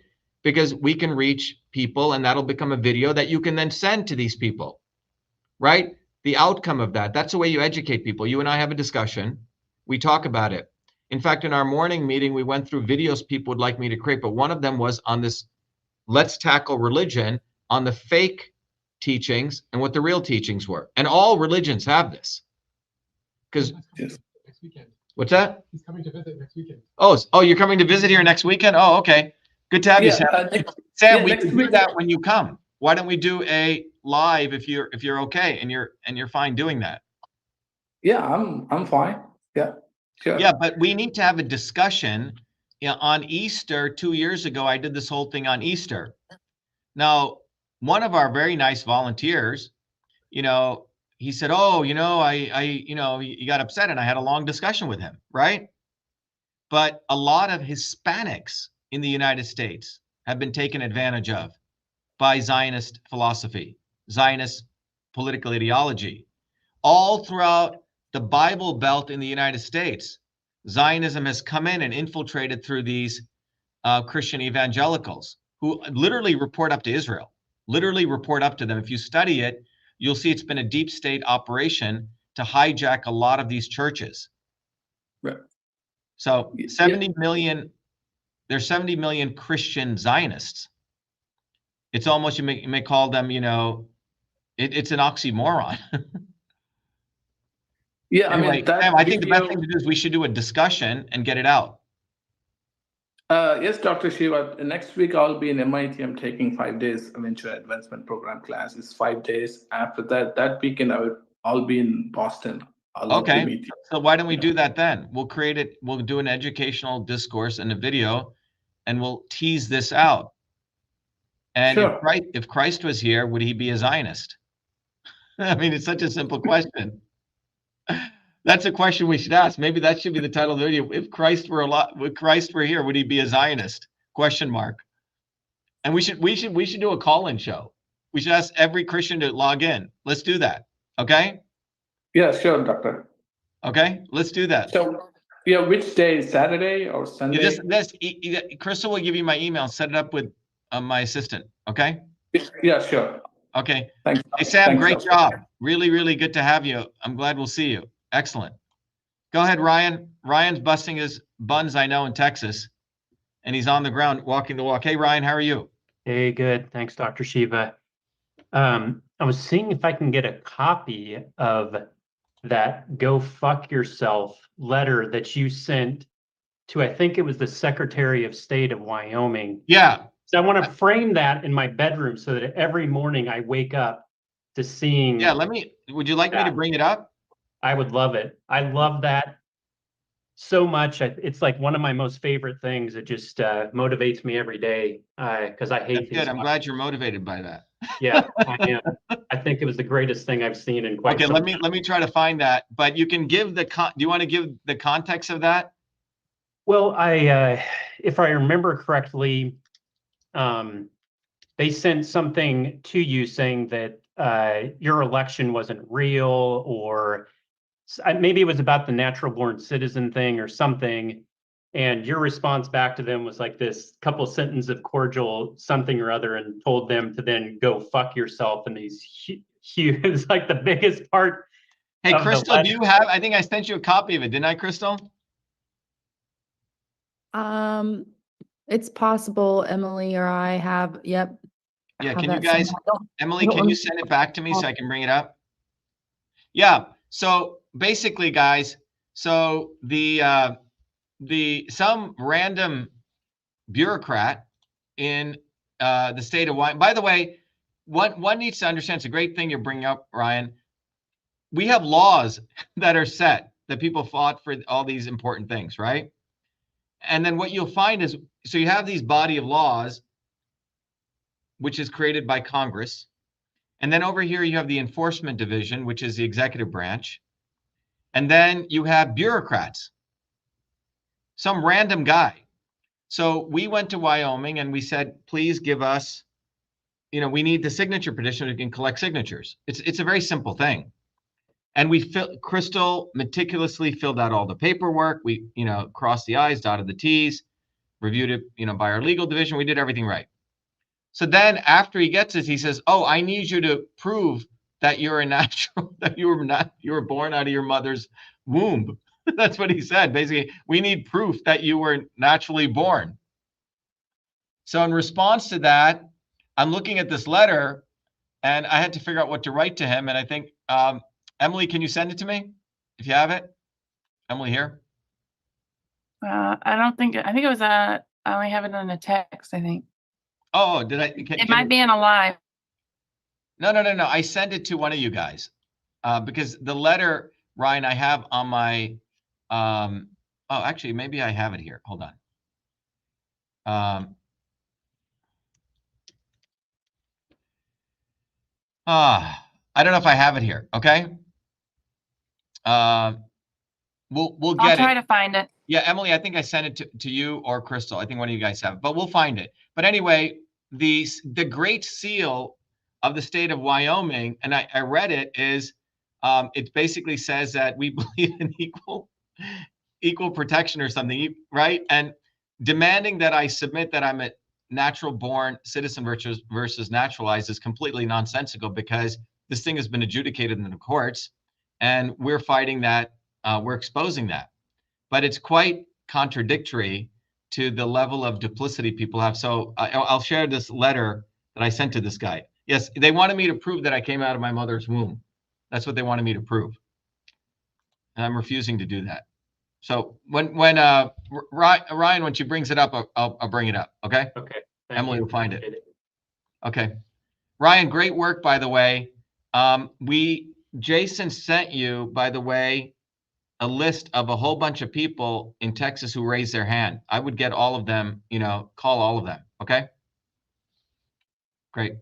Let's go over to Isaac R from Missouri. Go ahead, Isaac. And then we'll go to Richard and then Marcelo. Can you hear me? Yep. I have 3 questions. My first question is, what are you going to do with the military if you get in office? What do you mean what I'm going to do with the military? Like, are you going to bring them back from overseas? Oh, okay. Yeah, so if you go look at a number of videos where I've addressed this, Isaac, so there are 2 kinds of wars, right? There are imperialist wars, and there are been few times in history where we've actually gone and fought real enemies, for the sake of humanity. The United States government versus a people have been fighting many, many wars of imperialism to steal other people's land, resources, etc. So most of the wars that are being conducted are on that behalf. So obviously all those wars must end. The other piece is most of the military in the United States is composed of working people, okay? You don't find a lot of Zionists in the military. You don't find rich boys in the military. You don't find any of those people. I think Trump got like 20 deferments or something, okay, because he had a bad leg or something. It's quite fascinating, the class war that's waged on who actually has to go fight wars for other people. So if you're going to have a military, then do it in an egalitarian way. So if you want to have a military, then perhaps we should have, after you leave, high school or something like that, everyone should have to do some type of national service. It seems to be the only fair thing to do, and there's no way out of it. You have to all participate, or some type of service you have to do. But to me, that's what seems fair. But all these wars of imperialism we're fighting serve no one but a few people, and we should pull out of all those wars. And I don't know of any war that's going on right now that's fighting for the interests of the working people or for the vast majority of people. So yeah, the other piece is that if we are going to support true wars of liberation, and if you follow that all the way through to the principles that the United States claims it stands for, or the working people, we should actually be arming the Palestinian people. I'm not talking about Hamas, and I've talked about this. I'm talking about the people of Palestine. And in fact, if anything, the US military in the ethos of the American people should go protect the people of Gaza and Palestine against Zionism. So there are places that I would use a military to protect the interests of working people, but we're not doing that. So obviously, what I would do is cut all aid to Israel, pull out of all these imperial wars, but I would send military aid to protect the people of Palestine. And I'm not talking about Hamas, because Hamas was created by Israel. Hamas was created by Israel. Israel and the establishment loves fundamentalism. They use fundamentalism to create civil war. They need it. Does that answer your question, Isaac? Yeah, most of it. What's the other part of it? What I'm talking about is like, are you going to bring the military back from like Afghanistan and people? Yeah, that's what I just said, because those are imperial wars.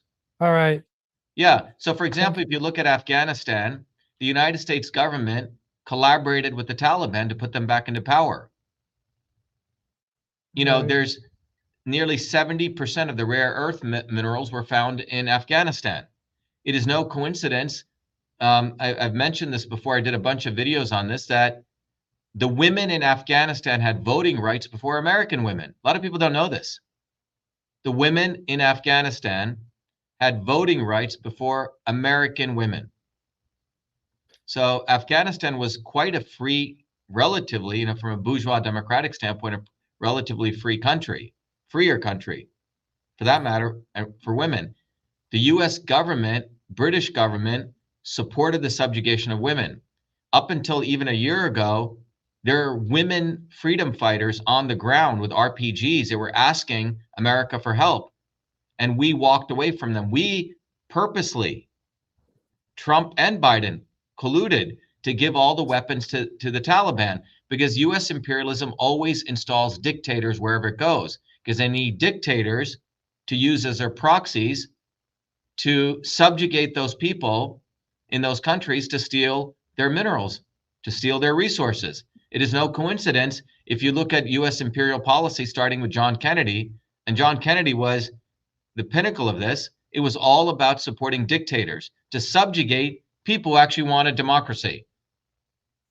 It's quite disgusting. So yeah, of course. And not only that, Isaac, you can look at my history since a 17, 18-year-old kid. I've been an anti-war activist on the ground.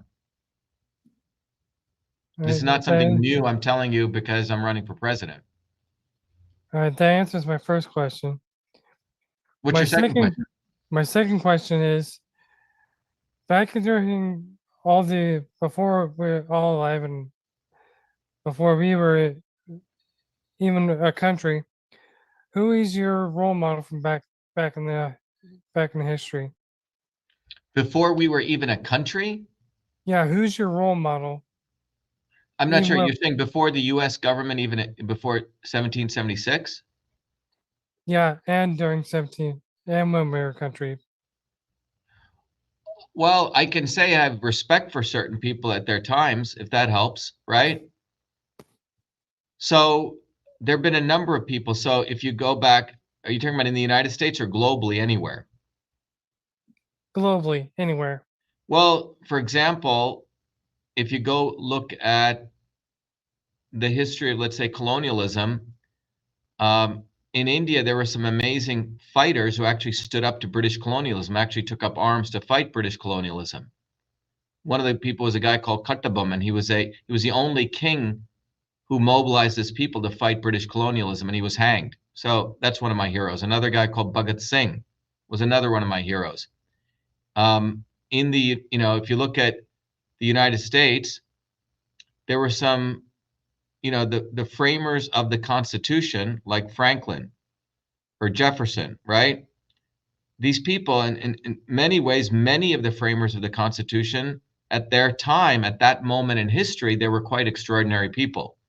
You have to put it in context at that moment in history, because the ideas that they put into things like the Bill of Rights were way, way ahead of their times. They had a vision of how humanity was supposed to be that never existed. Another very interesting guy that I like is a guy called Marcus Aurelius. Okay, he was a great philosopher. He was a philosopher king. If you've read his works, recommend you do that. But there have been many, many people throughout history who have, at great sacrifice, done the right thing at the right time. And typically the common thing, Christ to me is a great exemplar. Buddha to me is a great exemplar. These people are quite profound people because at their time that they lived, they were in many ways going against the establishment. And they were able to put forward completely new ideas, but also they walked the walk. I could keep going down the list, but in modern times, in the 1960s, I would say Malcolm X is one of my great heroes. Malcolm really started understanding some very fundamental phenomena. Now, I also believe in many countries, Australia, New Zealand, African countries, there were probably many, many great heroes who fought the establishment of the time. So I don't know if that answers your question. Yeah, that does. Who's your great hero? Martin Luther King. Uh-huh. Yeah, well, I don't know if you've gone through our course, but you'll learn a lot about the difference between Martin Luther King and Malcolm X. So I hope you get involved. It'll really be educational for you. I'll have to get into that. Yeah. All right, Isaac, thank you. Let's go to Richard from New York City. Yes, one question. What are your objections to Jill Stein? What are my objections to her? She's a liberal Who's on Zionist. the ballot? She's a liberal Zionist hoodlum.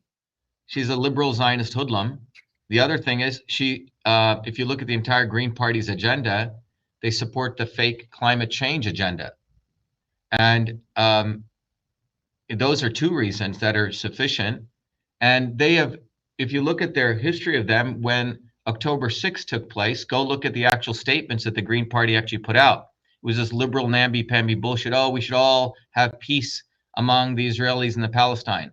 They do not take the position about ending the occupation of Zionism in America, period. They're liberal Zionists.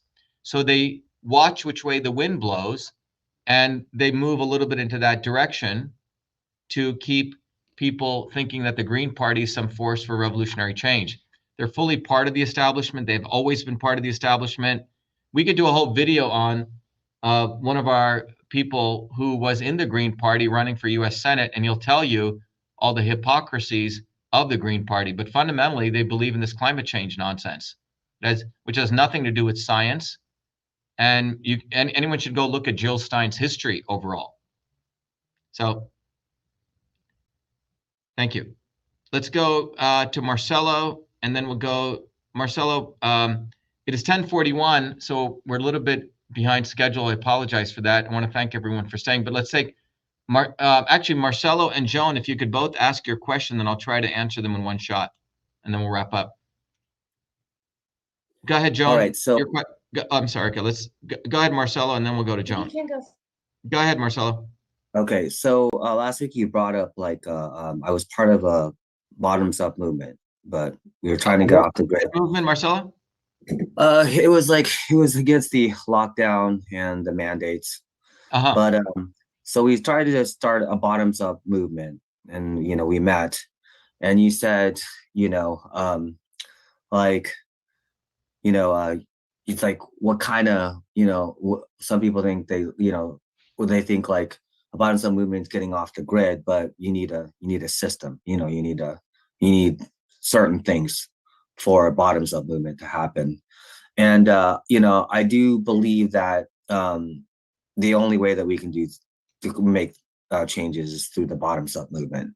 And so my question to you is like, I'm trying to look in the future. You know, obviously the only person that I'm going to vote for this year, local or federal, is you. But I want to know, like, okay, let's say, you know, you become president, and after you become president, like, what is it going to look like locally? You know, like because I just envision like we were trying to, you know, try to think about organic foods, you know, health kind of system, having our own store.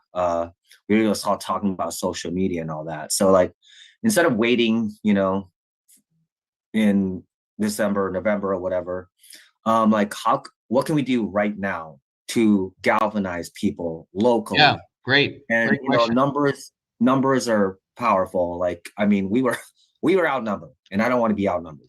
Like, I don't want to be in that position, right? So how can we galvanize people to start locally, to go bottoms up?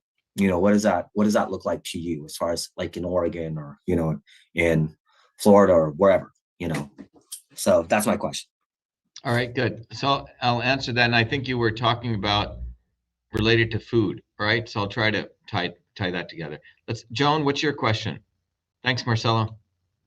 Joan W. from UK. No, I'm American, and I now live in Miami. I live in I South. thought you said you were in the United Kingdom. I'm sorry. I said up until 2022, but I moved back. I say, okay, well, nice to have you. Thank you. So it's not so much of a question, but an observation. And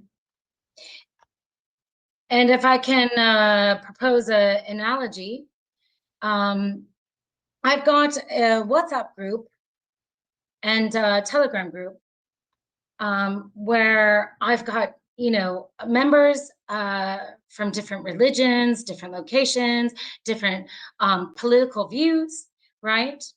But you know, I try to focus on what do we all have in common, and the idea that we are all on different journeys, right? Some of us are more ahead than others.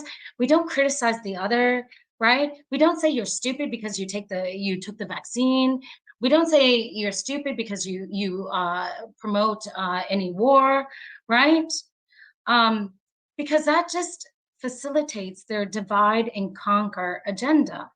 So, you know, I don't promote criticism. I don't promote condescension, right? But love and healing, right? So every day I start my posts on my groups, and you know, I've got a wide range of people you could never imagine, right? Women and men, you know, dealing with families or job issues, or you know, on a rich or poor, all on the spectrum, right? But I start my message with something that is positive and healing, something that like makes people feel good, to focus on their faith, to believe that we can win. And yes, of course, then later on I get into like, oh, it's a fucking shit show, because we know it is. Excuse my French. But I start there and I All right. end, like I just, Dr. Shiva, I've had a number of people So from, Joan, listen, if you want to talk to me offline about this, we can, but let me just give my observations about this. Here's the bottom line. We're building a movement, and we have to focus on the fact this is not about unity. All right, so we're not here to unify people. We are here to separate, and this is fundamentally different. We're not here to unify people who have fundamental differences. So this is a very good place to sort of start as well as to end. A lot of people come from ideas, good feelings. They have feelings about things, and I can do beautiful stories, and we can talk about great poetry and all that literature. But the reality is this, that we have to address the fundamental contradictions in the world. And it is ugly and it is evil. And people are mature enough to handle this. They see enough namby-pamby stuff around this, and trying to sugarcoat it in some way leads to a point where you don't get to the issue, and people are ready to hear this stuff.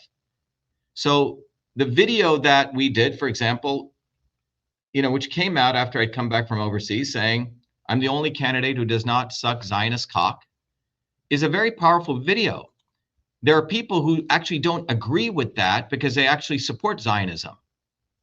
And the reality is that it got close to 1 to 2 million views, even on shadow banning, which means it went out to about 100 million people.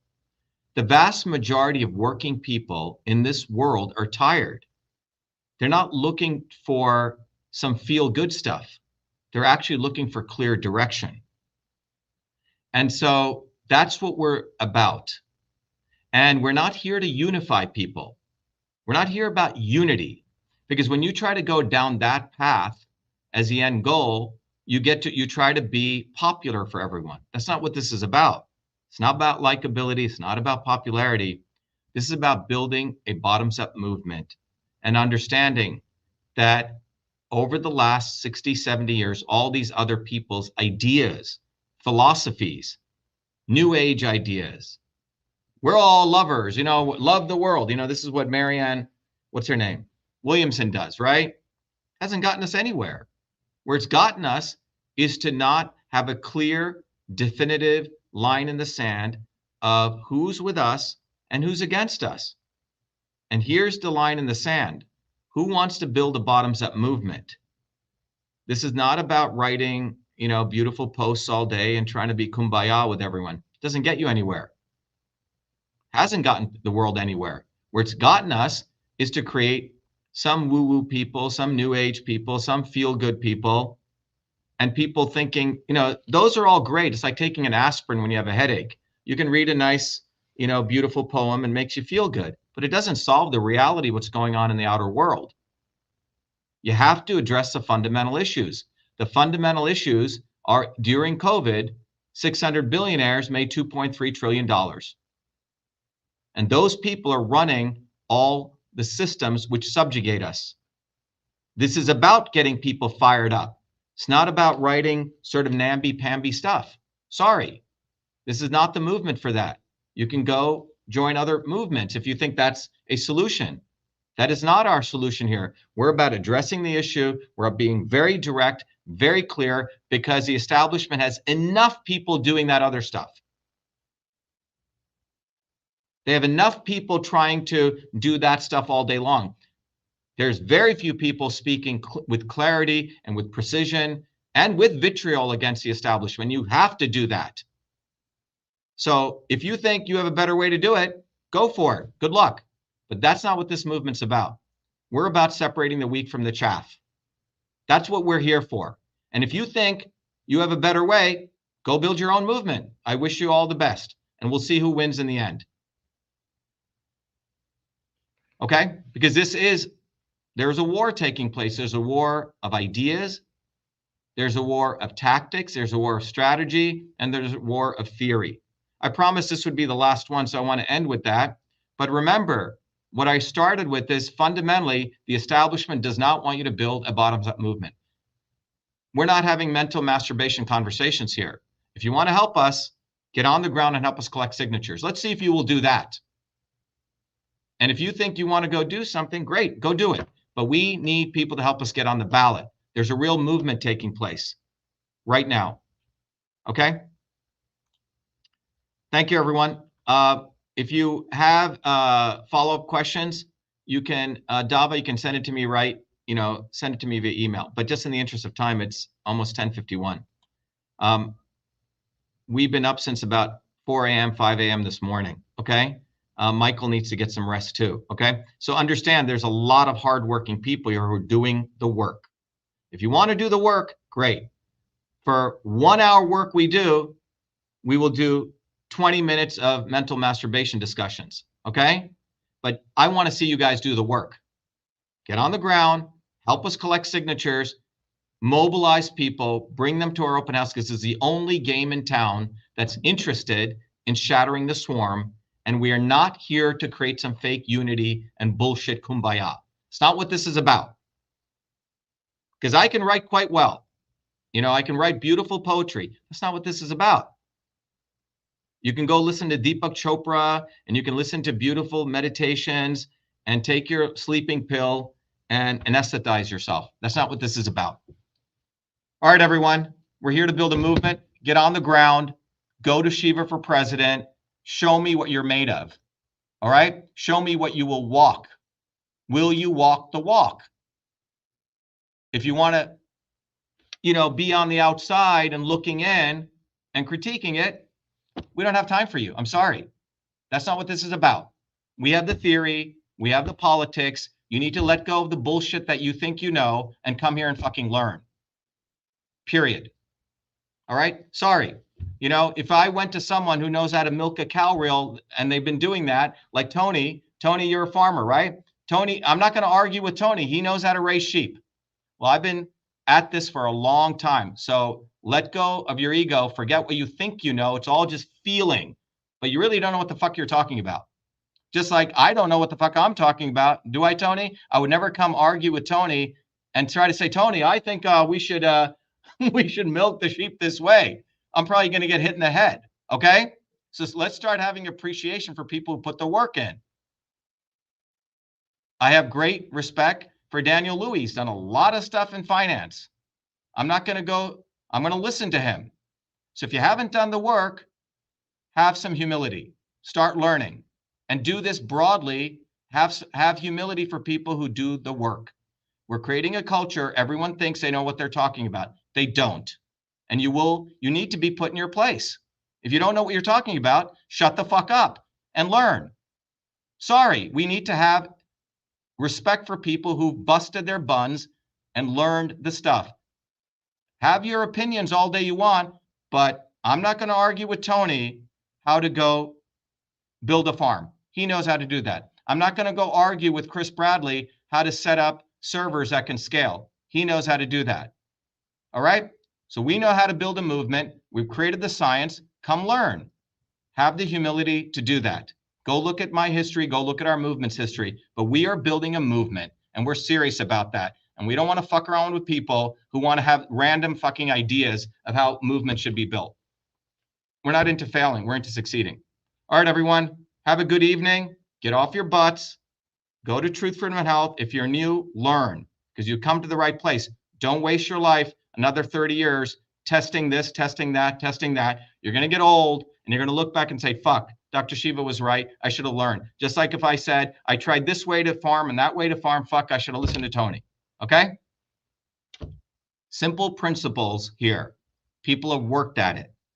So get off your butt and learn. Thank you, everyone. Be well, be the light. Best to all you and your families. Thank you.